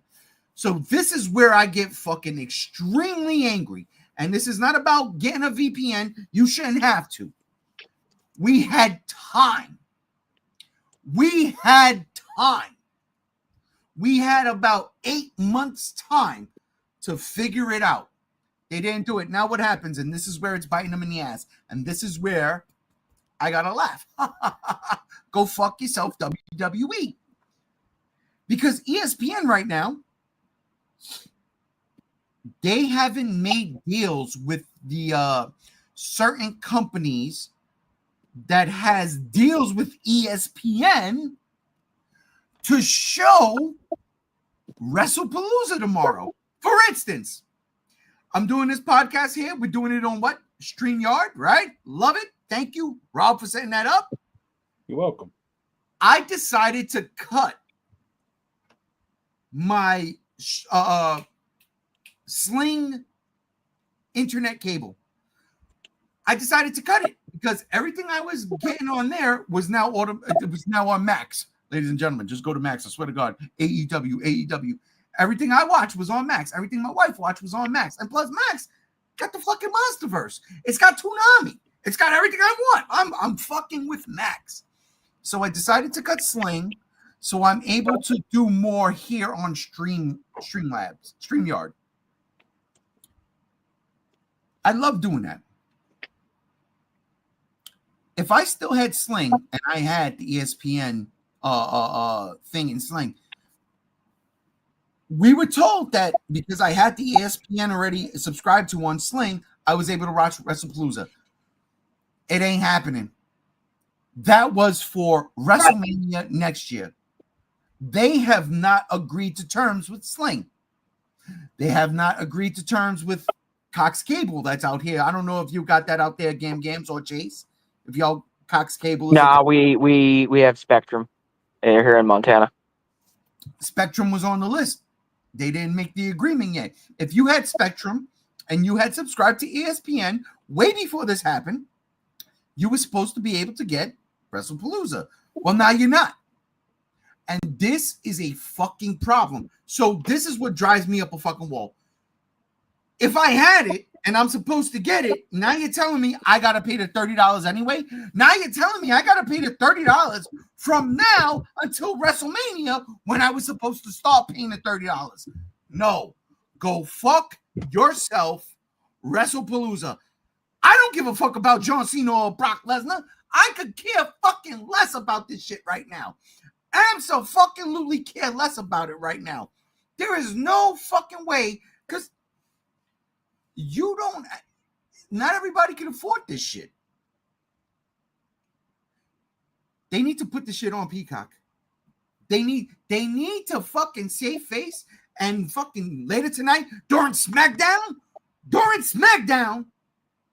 straight up say, yo, there's been a couple of issues. They need to eat this one. There's been a couple of issues. Not everybody. We thought we were going to be able to give this to everyone who had ESPN. Unfortunately, we can't. But listen, if you were watching us on Peacock for the last whatever X amount of years, WrestlePalooza is going to be there. And that is a show of faith. Give Peacock subscribers WrestlePalooza, and now you got however long you got, and I'm going to say 2 months, because the next big thing is Survivor Series. You got 2 months to figure it out, and then ESPN needs to get to making deals with all of these other companies. So then, boom, these companies who have already subscribed to, dude, I'll tell you right now, I was paying like fucking $25 for ESPN on the plan I had on Sling TV. $25, all right, $5 less. Let me get the shit. But now you're telling me I can't get the shit because we didn't make a deal. Now I gotta pay now I'm paying $55 for a pay-per-view. When the WWE network came out and said $9.99, and we were like, for everything? And they were like, yeah. The $9.99 became the standard. And for fucking 11 to 12 years, that's what we are used to. You can't go back and renege on it now. You just can't. You can't expect people to be like, okay. And granted, nowadays you got the VPNs and all that shit. But let's say that wasn't a thing. Are we watching this tomorrow? No. We're going to find a fucking way to watch it the way we used to watch WrestleMania back in the day. Hot box the bitch. I digress. That's 4 or 5. Rob, what do you think of this bullshit?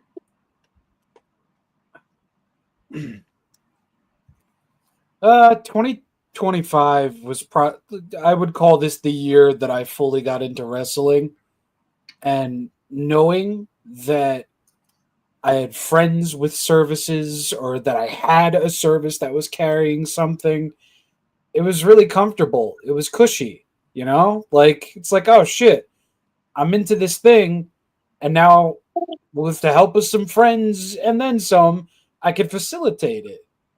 And even though there is a will and a way now, it's like for a while, it's like, well, fuck, I just got into this, and now you're just ripping it like the fuck away, and you're charging $30 a month just for pay-per-views. It's corporate fucking slimeball tactics right there, dog. There's nothing to defend in all of that. And you know, I love the wrestlers under WWE. I love what they're doing storyline wise, but the business aspect, jumping this on us randomly and then extra randomly saying, oh yeah, by the way, we're going to fuck over a fucking match that we already had planned for something else, and we're going to use that to help drive towards fucking WrestlePalooza because we want that money. And it's like, you really are the monsters people have been saying you are for like the past like fucking 4 or 5 years. And it really shows here. I don't think it's consumer friendly. I don't think it has the what's the word I'm looking for here? I don't think it has the customer in mind. I think it was a move made by maybe a couple of low-selling fucking pay-per-views. I think it was a move entirely influenced by the green stuff, and I'm not talking about the oregano. And it sucks. It really does suck. That is the quickest fucking turnaround that I've seen probably since Microsoft and the Xbox One. And I have to compare it to that because it's the only thing that makes sense right now. And I hope something in the future happens to a point where this is corrected, but somehow I doubt it.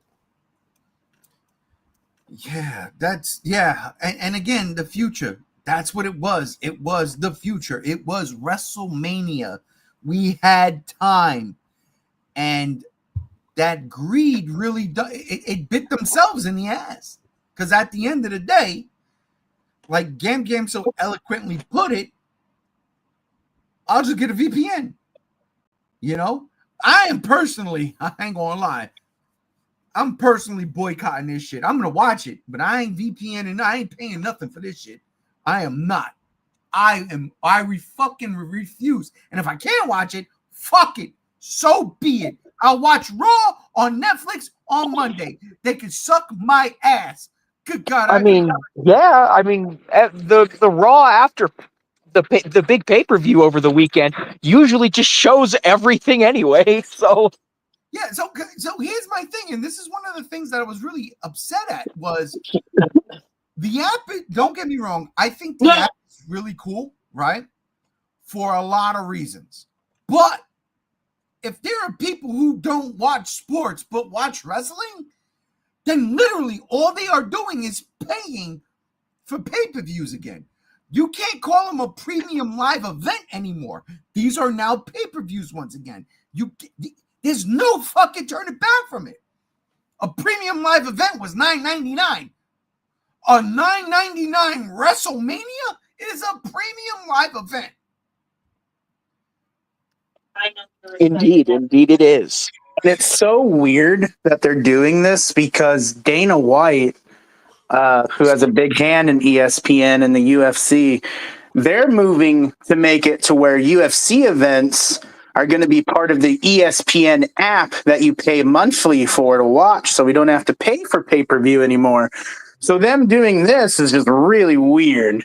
Well, no, that's the thing. It's all connected. It's a $30 subscription for this new app. Now, hear me out, and I'll test the waters tomorrow. I've got the ESPN app. This shit still works. So I don't know how I got it because I don't have Sling anymore. I don't know if it's a part of my Disney Plus subscription. I've checked. It is. I do annual. I might be able to watch this shit.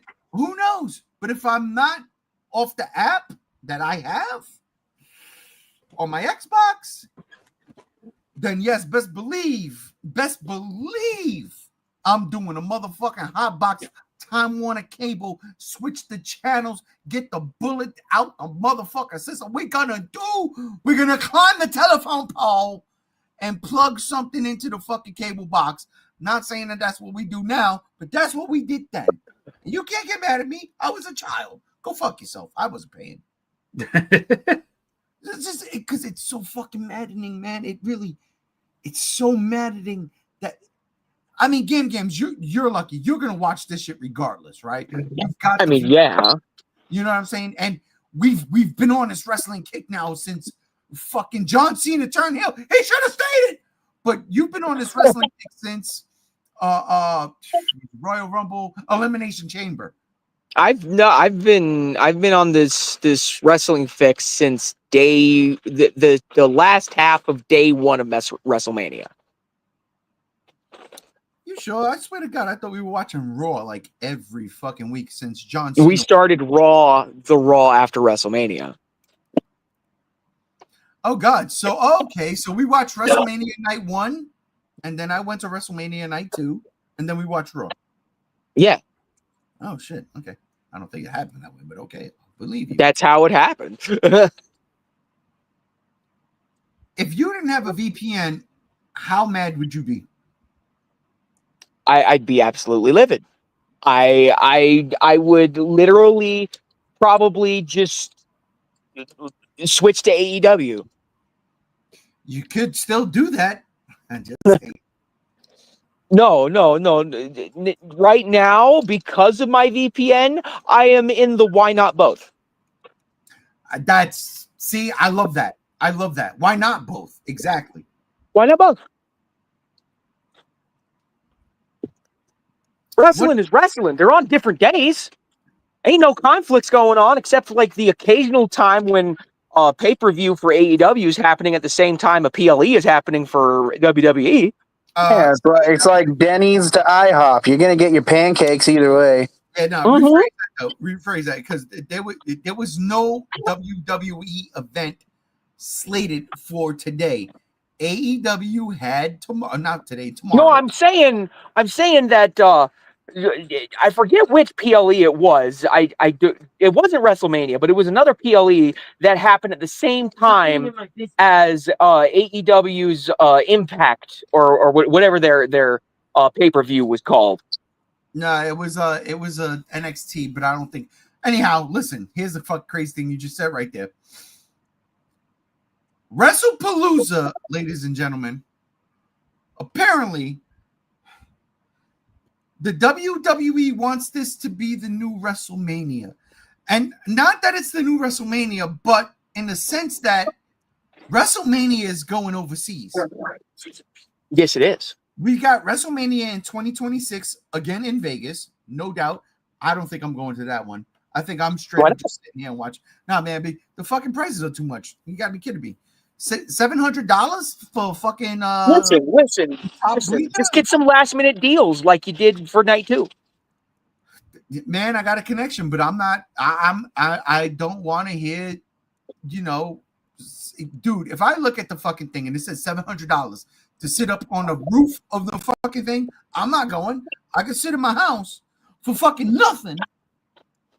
Just the cost of air and food and be happy. But fair. But they're trying to make WrestlePalooza the new WrestleMania because in 2027 they go into Saudi Arabia. We don't know in 2028 because they've been wanting to go to Europe. So you might have WrestleMania in England. You might have a WrestleMania in Scotland. Hell, you might have a WrestleMania in fucking South Korea.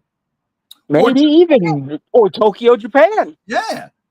Look, the Tokyo Dome's a real thing. It is. Tokyo Dome is a real thing. Motherfucking oh my God, what's the wrestling out there? Why can't the Forbidden Door wrestling? The New Japan Pro Wrestling. New Japan Pro Wrestling. That's a real thing. They Tokyo Dome the shit out of that motherfucker. They sell out. Could you imagine if the WWE went out there? Paris was hot 2-3 weeks ago. Hot. So, you know, they do want to expand with WrestleMania.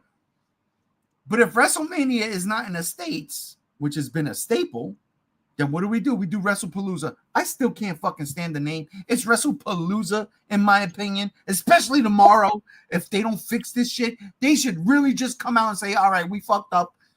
If you got Peacock, watch it. Perfect. But, yeah. Chase, I know you got nothing to say about this because you don't watch wrestling. I apologize. That's all right, but I will just say that I understand, you know, you guys are frustrated, and I think that's totally valid. Not all of us. I mean, Game is going to get to watch this shit.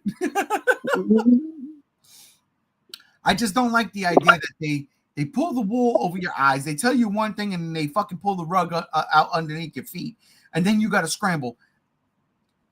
I will say this. I was paying for Peacock, the premium, right? If I don't pay the premium, that extra cash that I was paying premium could go to a VPN right now. But how long? And that's the thing. Like, all right, VPNs right now, dime a dozen. You could get 2 years locked in at a price of like fucking $5 a month. All right, cool. $5 a month to watch a motherfucking pay-per-view. Once those 2 years are done, what are we paying? And that's what scares me. That's why I can't stand this teenage age. It drives me crazy. And, you know, fucking Disney with the owning ESPN and owning Marvel, they're doing no good. It just drives me crazy. Yeah, but they do good sometimes. They do good sometimes. Let me tell you something. DEADPOOL. Deadman or Batpool? I'm pretty sure none of y'all read this but me. No, I haven't read it yet. Deadpool Batman, hell of a crossover or hell of a crossover? My boy was telling me before he even texted me on Wednesday, I'm going into work and I'm saying to myself, I'm about to line up my unpopular opinion for this month. And then my boy texts me and he's like, this fucking book sucks. And I'm like, damn. And I went in thinking that. I'm not a Deadpool fan. You can't fuck Batman up. Don't fuck Batman up. Can't do it. And then I went after work and I bought the book and I came home and I read the book. Woo! And I was not mad. This is a hell of a crossover. Marvel did it. Marvel put out a really good crossover where they did not disrespect the rival, the distinguished competition, if I may. I am so happy that Marvel and DC is working together right now. You have no idea. Last time they worked together was back in 2012, if I'm not mistaken. Yeah, 2020. Was it 2012? No, I'm lying. 2012. Fuck am I talking about? 2002, maybe 2003, when it was the JLA Avengers. That was like the last time they worked together. And this shit right here works on so many levels. I fucking love it. I can't lie. And this cover is dope. I should have bought this wraparound cover, but no, I bought this one. This is the cover I own because good God almighty, this is the dopest cover. Deadpool with the gauntlet. Oh, God. It just works. It is definitely a hell of a crossover. I fucking love it. Gams, my resident comic book nerd. I know you didn't read it. I know you didn't read it. Did you have any type of hopes for this? I was very confused because while yes, Deathstroke is an occasional Batman villain, Deadpool being, the parody character of Deathstroke, let's be honest here, it's just a weird choice to me.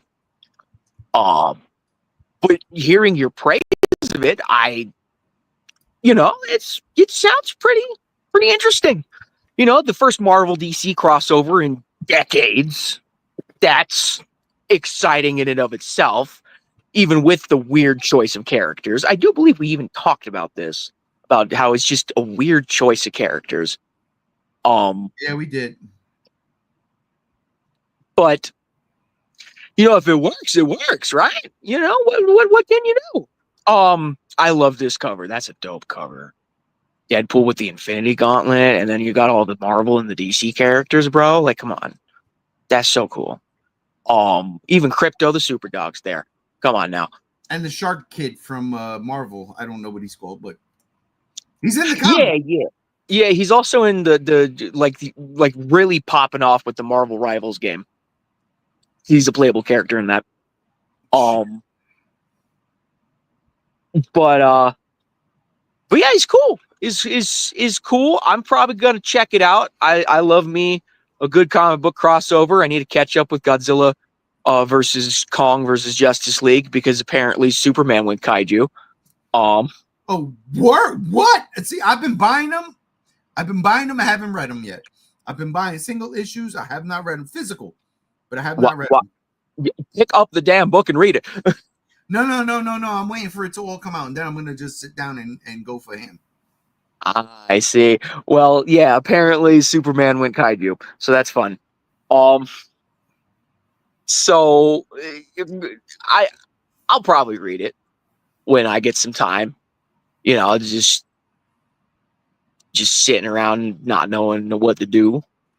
Pick up a comic book. There you go. Well, I'll tell you right now. I mean, I forgot who wrote this one, but he's one of the Marvel guys. But and it feels like a Marvel book. It feels like a Marvel book. It really, like, I'll put it like this. I could not help but hear fucking Ryan Reynolds. They were writing Ryan Reynolds Deadpool, Mhm. right? Gotcha. I don't read Deadpool comics. I don't care about Deadpool comics. I don't care about Deadpool. That might be an unpopular opinion for some, but really, fuck Deadpool. But I heard Ryan Reynolds in this book, and they took care of Batman. They really did. But Greg Capullo's art was fucking on point. On point. I was like, oh my God. DC, why don't we have him here again? Like, come on, please. It was fucking phenomenal. And not only that, but the backstories, not backstory. There are a bunch of, this book is thick. There are a bunch of, not backstories, what's the word I'm calling? Oh my God. Complementary stories. Oh yeah, I'm guessing it has to do with like Crypto and the Shark Dog and all these other characters. Yep. Okay. Wonder Woman, Captain America, fucking phenomenal. Even the Crypto with the shark, I can't even lie. It's a cute little fucking thing, and it worked. I was like, you know what? Did James Gunn write that? Like, what the fuck? It worked. Green Lantern and Rocket Raccoon. Good God Almighty. And then Kevin Smith, okay, wrote the Daredevil Green Arrow crossover. And that right there fucked me up because Kevin Smith did, Born Again for Green Arrow, and he resurrected, not the Green Arrow, for Daredevil, and he resurrected Green Arrow. And top-notch runs. It was the fucking artist. I did not know that. It's weird to see Green Arrow with that design these days after watching the Arrow TV show. Yeah, I can't even do that one. But yeah, the whole fucking from front to back to front, this was really good. And here's the thing. This was the Marvel version. Yeah, there's still a whole DC version coming out. Oh my, it's Grant fucking Morrison. What? With Dan fucking Mora, my favorite artist right now. I can't wait for him. Now I remember the conversation. We did this in a podcast. We did this. We did. Oh my God, there are comments flying in all of a sudden. All right, hang on. All right, Anthony goes back to wrestling for a second. I believe WrestlePalooza is going to be the replacement for Survivor Series and the Big Four, not WrestleMania. Oh yeah, no. They're not going to replace WrestleMania. But I don't think they're going to replace Survivor Series either because they've got War Games now. And War Games makes so much sense for Survivor Series. Trust me, I know what I know. Have you guys read the first issue of Matt Fraction Batman? Listen, 500,000 copies sold of Matt Fraction's Batman #1. Rob put that in the fucking, Rob put that in the fucking chat yesterday. Yes, yesterday. Blew my mind. I forgot to put that in the news. Absolutely. It's great. It ain't absolute, though. I see what you're saying. It would have made more sense for them to cross over Slade Wilson and Wade Wilson rather than Deadpool and Batman. No, because here's the deal. Deadpool and Batman are the money. Jeff the Shark says Spider-Man. Of course you know that. You almost got bit in Hudson River. You got to watch out, Spider-Man. Stop fucking going low under the Brooklyn Bridge. Come on, you know better. Seriously. Do they have a crossover of Martian Manhunter and the Punisher? No. But now that you say that, Anthony, what the I want that. Fuck. I want that. I just read Punisher Red. Good God Almighty. That book started like, what the fuck is going on? But that is crazy. All right. Chase, I'll go to you next because I know you don't read comic books. Deadpool, Batman, your quick thoughts. You mean me literally now? I thought you meant next after Rob. You look like you said. I don't read much comics, but I think it's a cool concept. Though I like the idea of. I would love to see DC and Marvel merge in a film franchise. I love when they do crossovers like that. So this just tickles that. I think it's a cool idea. I remember reading, Predator versus Batman. I do have that comic. I have a few comics, and Predator versus Batman's cool. I had a buddy in school who really loved crossover comics. So we had like Predator, Batman. We had We had I think we have like he had like Ghost Rider and one of the DCUs too. I can't remember exactly, but like you said, I don't read much comics, but I think it's a cool idea. So, I mean, if you guys are digging with it, then I'm happy for you guys.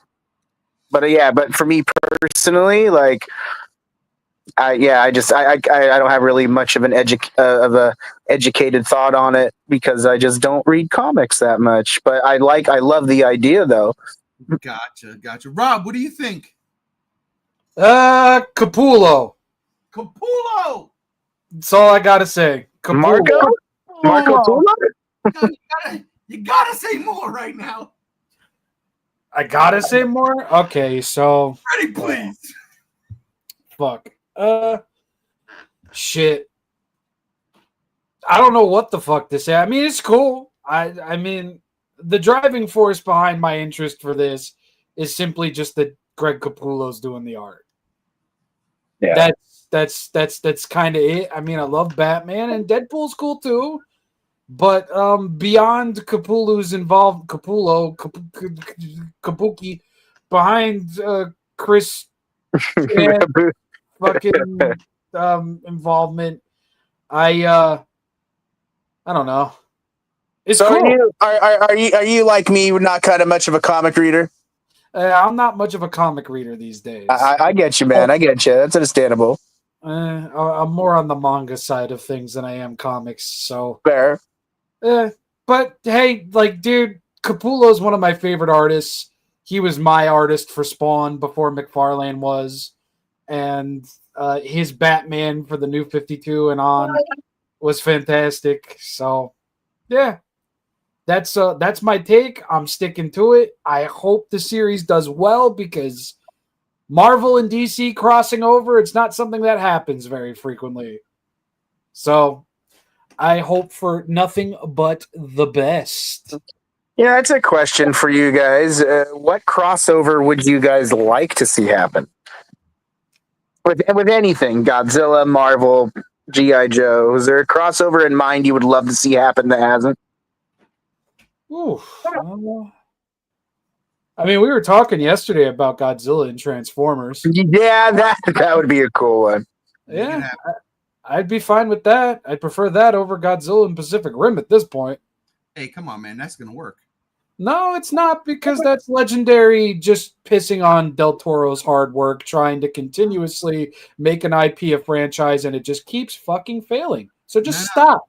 It's going to work, and Del Toro's going to say, "Holy shit, it works," and he's going to Frankenstein that bitch, quote unquote. I hope, like, before he retires, he makes a kaiju movie again, or a Godzilla movie. Give him more of the Gargantuas. Or Gamera. Yes. No. Quentin Tarantino wants that one. What? Gamera? War of the Gargantuas. Oh, he could fuck off. Give it to Del Toro. Get out of here. War of the Gargantuas or Tarantino? War of the Gargantuas? I'm fucking with it. Why do they call me Mr. Green? Because you're a maggot. That's why. I'll digress. Yeah, I don't need to see the Gargantuas in their feet every 15 seconds. I'm good. That's probably why he wants to make that movie. God, Jesus. Oh, Big feet. Anthony says a lot of comic book fans said that the amalgamation comics were a sign of desperation. This is how I'm going to put this. A sign of desperation in the 80s and 90s for Marvel because their comic book sales were down. Amalgamation happened in the 90s. Yes and no. I mean, DC killed Superman. That was a sign of desperation. Anthony comes back. Honestly, I think this is, for me, a sign that Marvel and DC Comics are desperate when it comes to their mainline universe, that they're having to do these crossovers because the mainline is not selling. That's not true, because Matt Fraction just did 500,000 sales at issue 1.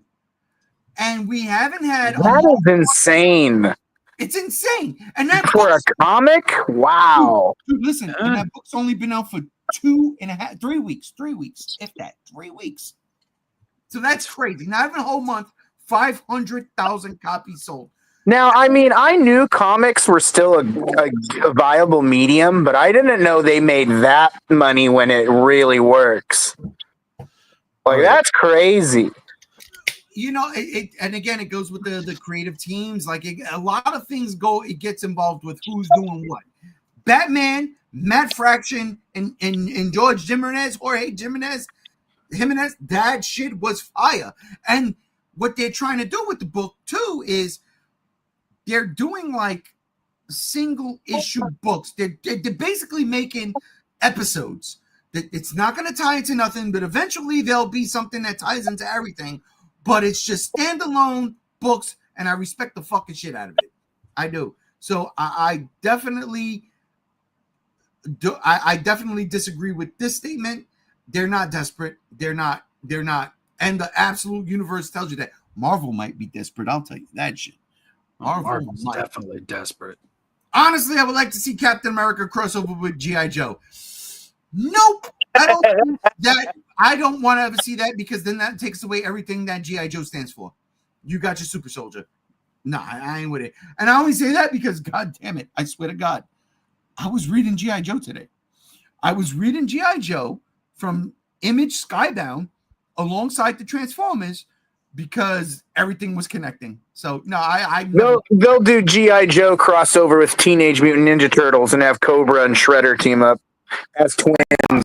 I don't want to see that either. I want to see the aliens from Planet X in the next Godzilla movie. We're not talking about Godzilla movies right now, but what we are talking about, when we keep it superheroes. I did ask, like, what crossover would you like to see? So maybe that comment's reflecting back to that. But I think it's pretty fair that Planet X will show up in the next movie anyways. But I think that was already a given. But yeah. I feel you. Well, we're almost done with 2 topics left, and here we go. Superheroes, staying on to the fucking topic.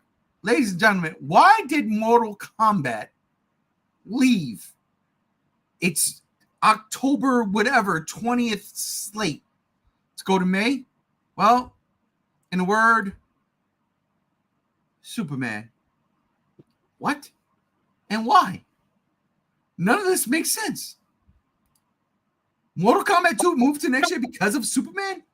I am baffled by this, but when we get to the nitty-gritty, according to Deadline, Warner Brothers has postponed Mortal Kombat 2 to next year as its flagship film, because the performance of Superman was so strong that it already put the studio in the black for this year. Who's buying that? What do they mean by the black? It's violence. Go ahead, bro. Like, are they saying the black is a good thing? Yes. It's okay. Then that totally just contradicts everything going on with people trying to buy Warner Brothers right now. Like, what's going on? This makes no fucking sense. Unless they're trying to buy Warner Brothers Discovery, and maybe the movies are maybe. That's just why I was saying in the chat, I'm going to wait until this. Because if Superman made that much money, and I got to go to numbers right now. If Superman crushed it like this, right? Where Warner Brothers could say, yeah, we're good.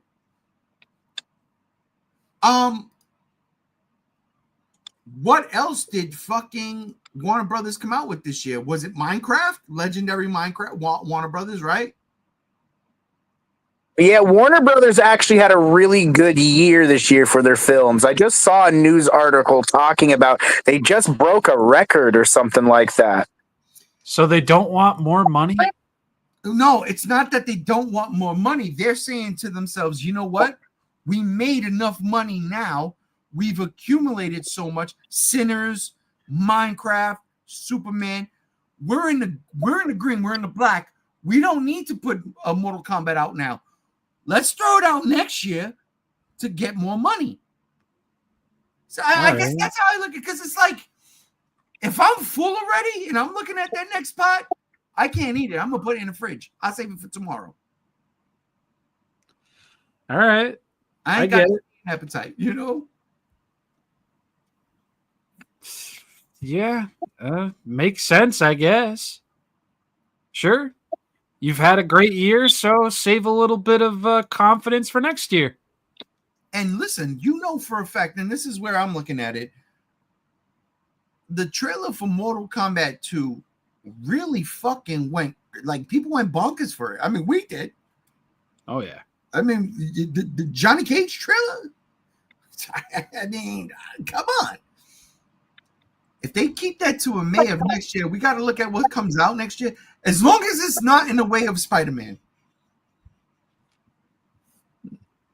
No, because I think the other Marvel movie that Mortal Kombat is technically, quote unquote, replacing was the Avengers movie, wasn't it? The Kang Dynasty. Oh, yeah. So, like, I don't think they really got much to worry about. Whoa, Spider-Man swings through after he ran to Pathmark and said they're saving the Prego for their pasta next year. Oh, Jesus fucking Christ, with this fucking idiocy. Yo, put some Prego on some mac and cheese, baby. Let's go. Oh, not on to me. Stop it. I just ate like an hour ago. Come on. Listen, Gam Gam puts the fucking garlic fried Prego on mashed potatoes. Why the fuck not? I put ketchup on potatoes. We eat French fries. I mean, fries is one thing. You eat those smiley fries if you go to the restaurant Brookfields or somewhere in Australia. You're just eating mashed potatoes. They're just in a shell that looks like a smiley face. Nice to Andrew. It's okay. I don't put fucking ketchup on mashed potatoes though. I don't eat mashed potatoes. Period. I don't like them. I love meatloaf and I love shepherd's pie, and ketchup just adds that pizzazz. What? Gams, what do you think of Mortal Kombat moving back because Warner Brothers is like, yo, we made our money back this year? Oh, so it's not delayed anymore? No, it is delayed. It went. They pushed it to May, but they pushed it to May because they were like, we made enough money. We don't need this movie to come out. They wanted to, I guess, spitball next year's budget.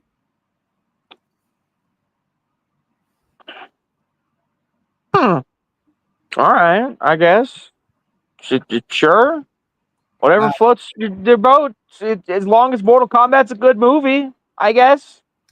This should have been in a news topic earlier. Fuck, Jesus Christ. It should have been. Fucking fish out of water right now. I'm floundering. Where's Ariel? Not here. Not here. Definitely not here. All right, listen, you know what? Fuck this. Fuck Superman beating up Mortal Kombat. Oh, okay. I don't get to say anything. I thought you did. I didn't. Go ahead.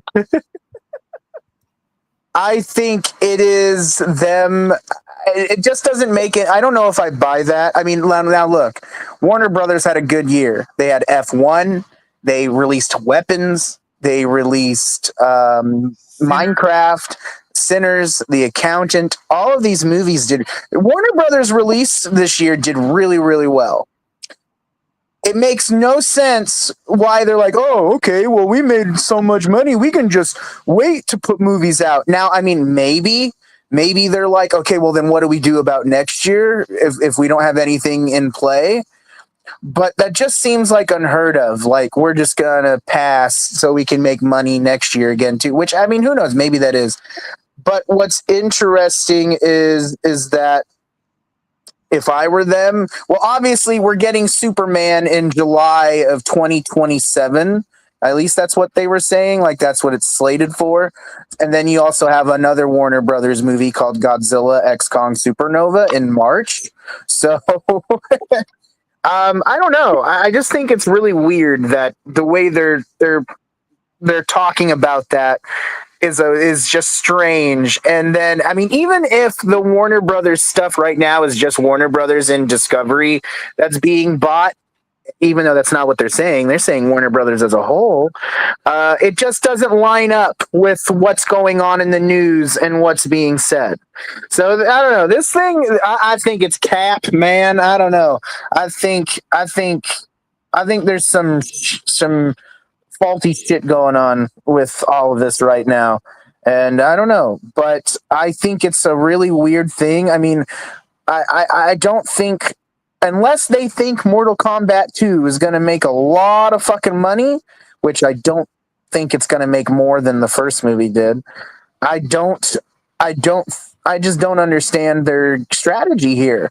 And maybe that's still them trying to learn because of them losing more than $3 billion recently with Suicide Squad and all that and everything. So I don't know. It's really weird to me. And it's not like Superman made a ton of, like, it made money. 600 million is not something to like just shrug your shoulders at. But then again, there are other movies that also have made more money, not Warner Brothers films, but I mean, I don't know. It's weird how Warner Brothers is looking at it, and I just don't. It just sounds really strange. Hang on. You got to look at it like this. For what Warner Brothers did this year with their production budgets, and then with the money they made, they did clear. They cleared. Absolutely cleared. I don't know about F1. I heard F1. And that's entirely. And I'm not saying that's not the case. It's just weird. We don't need to break. And this is something that James Gunn has said when Superman came out. We don't need to break $1 billion. They didn't, and they didn't, and they. Well, yeah, that's true. And then they went past apparently what they did. Makes sense. Okay. So, yeah, I look. Mortal Kombat getting moved. Rob, next year we got Mortal Kombat and we got Supergirl. Those are the two we absolutely know from Warner Brothers. Do they rush? Oh my God! Right, fucking The Conjuring. Wasn't that a Warner Brothers? Yeah, Conjuring made a lot of money. That is a Warner Brothers co-production right there. It is. Yeah, they don't need Mortal Kombat. They don't need Mortal Kombat. Rob, do you think with Mortal Kombat being moved to next year and Supergirl, Warner Brothers is going to have a decent year financially at the box office? I mean, I think it's possible.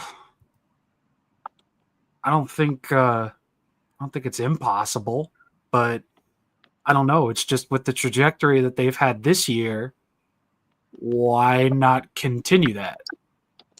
Exactly. That's why it's so strange. Like you're not hurting The Conjuring. It's already made way above what you guys probably assumed it would. So yeah, like I don't get it.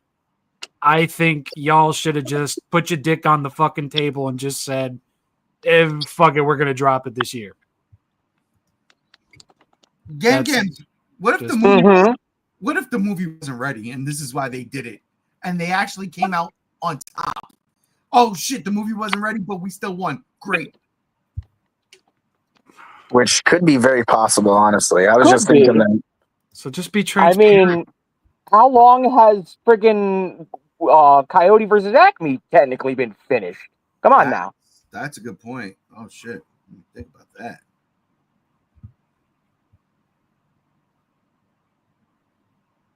Dead Space, love it. You got to play that game. It's a fucking great franchise. 3. Chronos: The New Dawn. Jesus Christ. Well, listen, apparently, according to Warner Brothers, again, Mortal Kombat 2 got moved back because Superman made so much money. They were like, yeah, we're good. We don't need more money. We can use it next year. Or maybe that's a plot to have somebody buy them. I have no idea. Last but not least, ladies and gentlemen, and I didn't want to do this. I didn't. I really didn't. I wanted to wait. I wanted to wait till next week for it to be all said and done, but I can't help it because, good God Almighty, Alien Earth is, good God, it's the best TV show of 2025. Listen to what I said there. And I'm not even lying. And Peacemaker is happening right now. And yeah, no. There's 8 episodes of this show. We've got 7 already. The 8th episode drops this Tuesday coming. And I have not felt disrespected. I have not felt wanting. I have not felt that something like this should have been something like that, because this was absolutely what it should have been. And I am on record saying that I didn't think this show was going to even fucking work because it's stupid. This is me saying it. It's stupid that there's aliens on Earth before fucking Ripley discovers aliens. But here we are. And they're making it work. And they're making it work in a way where I'm like, what the fuck? And I can say it's now because it's 7 episodes in, and next week is the finale. I hate the idea that next week is the finale because we're hearing rumors, what, Chase, that there's a second, maybe third season coming? Yeah. There's talks of how long they want to stretch this show on, and Noah Hawley doesn't want to stop at season 2. Which I'm not but yet again, it hasn't been greenlit for season 2 yet, but it's also one of the highest shows being watched right now. So I'm pretty sure we're going to get it.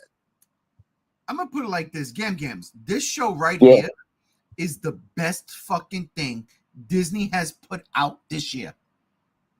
Period. Yeah. It ain't Lilo and Stitch. It ain't fucking Thunderbolts. It ain't Captain America 4. It definitely ain't fucking Fantastic Four. It is Alien Earth on FX. And this is one of those things, Gams, where, you know, Chase might have something to say about it. But this is one of those things that Disney is doing right. Now, I don't know if you watched any episodes of this, but from just our reaction, do you think I am wrong in my assessment, or you think I'm right when I say they're doing things right? I mean, I haven't seen the show, so I don't know for sure about any of it. But, you know, if you like it, then you're in the right. There you go. I mean, Chase might have other things to say, definitely. He always has controversial opinions. But thanks for calling me out, Andrew.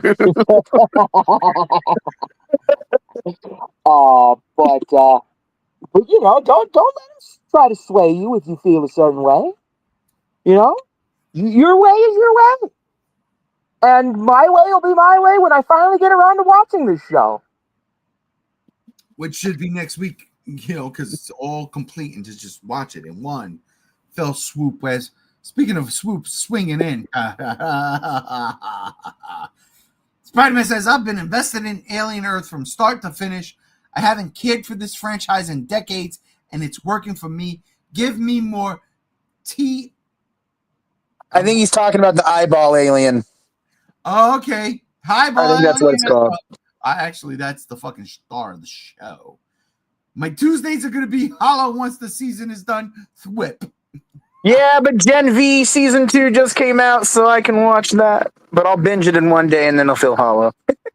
Yeah, that's one of the good things that Alien Earth has done,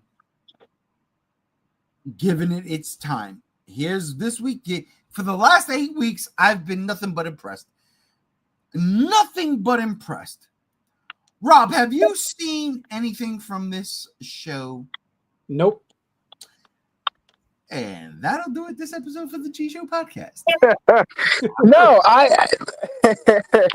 I think yesterday when we talked, me and Ray have both now. I was never against what Ray was saying about the show, but I fucking love this show.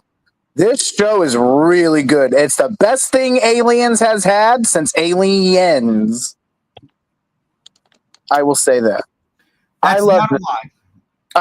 I love this show, guys. I co-sign it. So we had a conversation yesterday. We didn't do anything. We just was hanging out as I was putting together the podcast.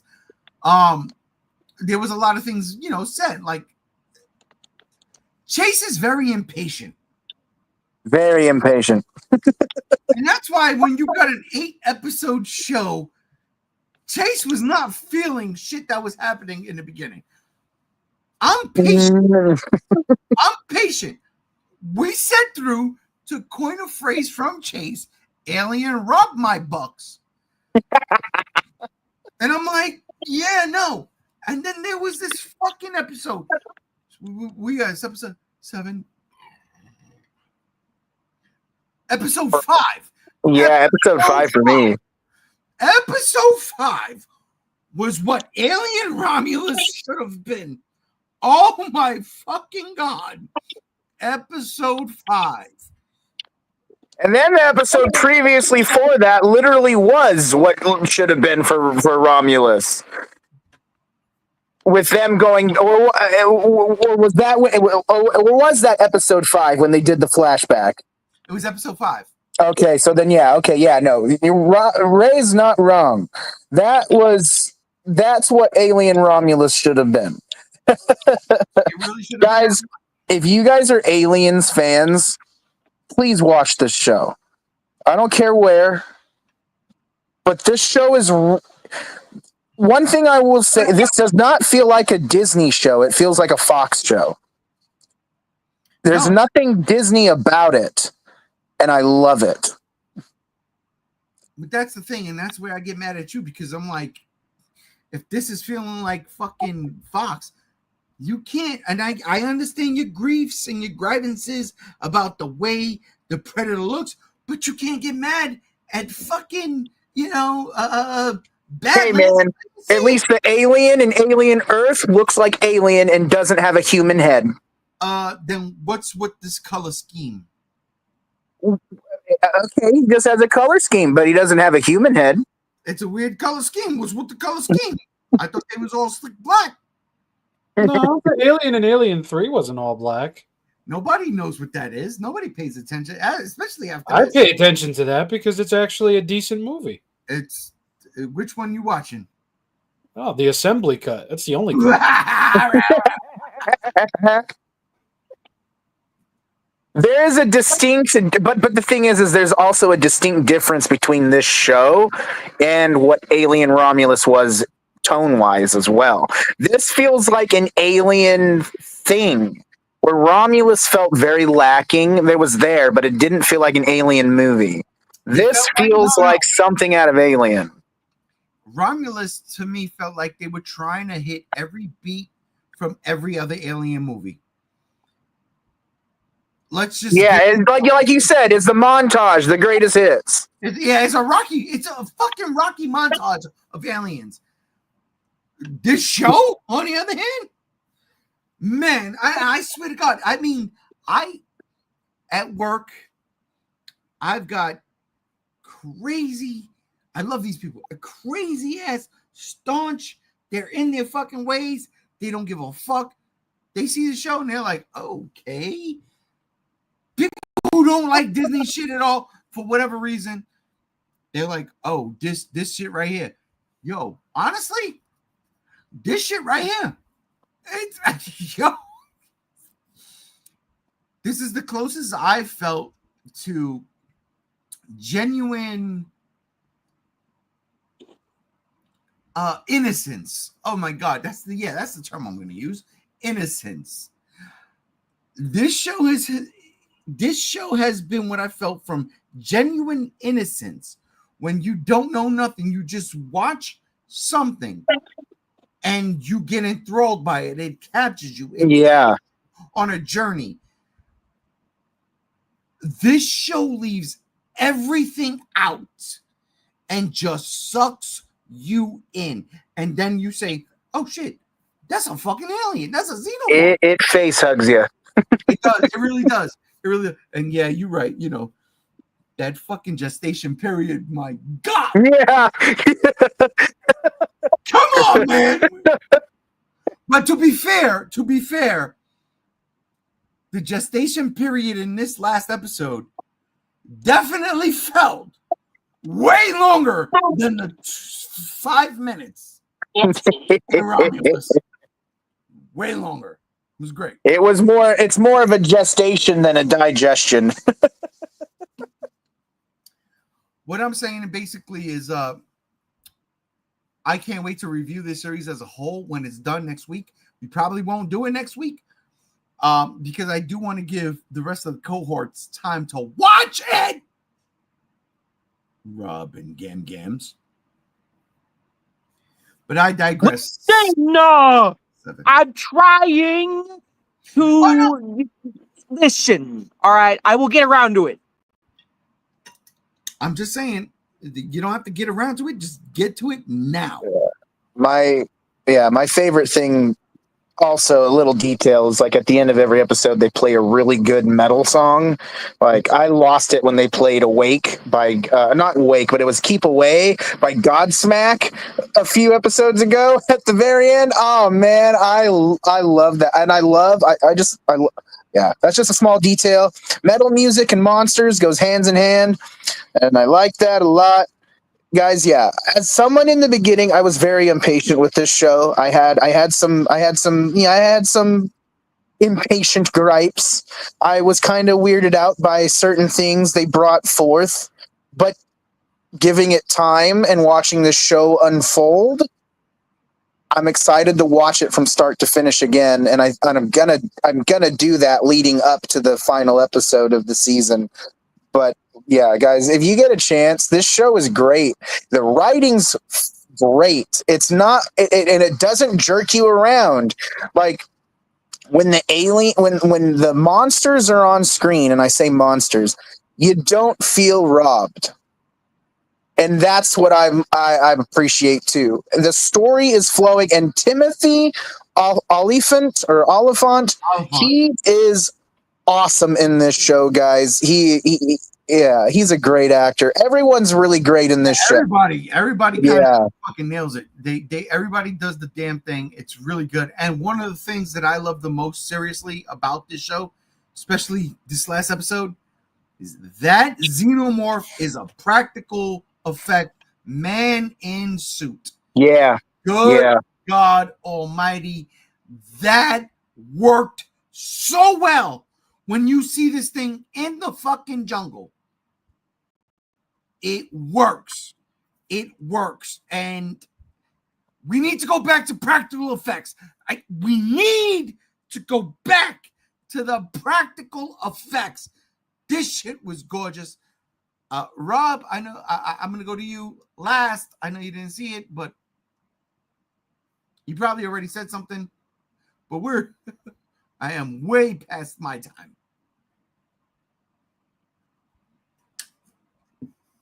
Oh, are you telling me to go now? Yeah, if you want to. About Alien Earth? Yeah. Oh. Well, so here's the thing. I really wanted to watch this show as it was coming out, but I have something called idiot brain. I get hyped for this shit, and unless I have the fucking service, I kind of forget they fucking exist.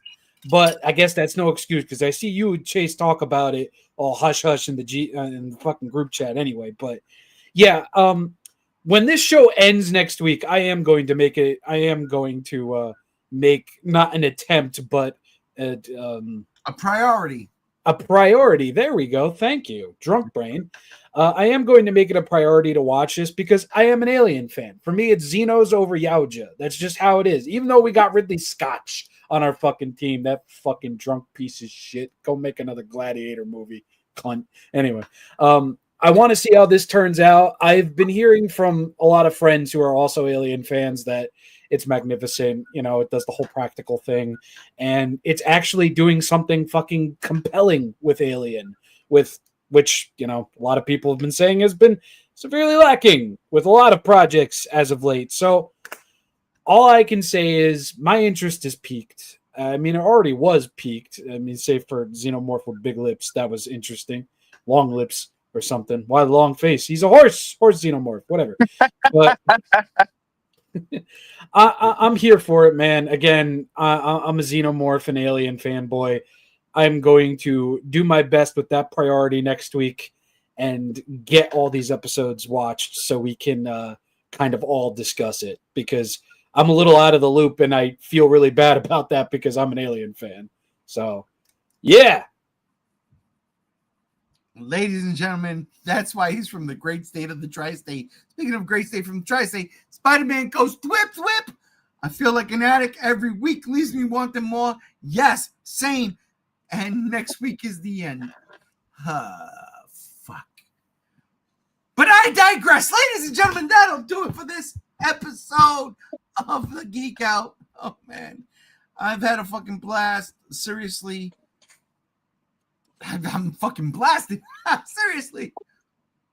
But I just want to say thank you for all joining us. Starting with you, Gams. Thank you for jumping in as late as you did. I appreciate your dedication. Yeah. Even though, like, half the things I wasn't caught up with because I don't look at the group chat much anymore. Yeah, well, I should probably do that more. Fucking change that shit right now. I digress. I'll be better prepared next week. I know you will. Brother Chase, thank you very much. Oh, absolutely. It's great talking with you guys all the time. It was a great podcast. I love you all. And Rob from the great state of the tri-state, thank you very much. I hate all of you. You know what, Squidward? No, thank you for having me. Always a love, always a joy. Look forward to it all week, every week. Can't wait for next week where we talk about Alien Earth. All of us together.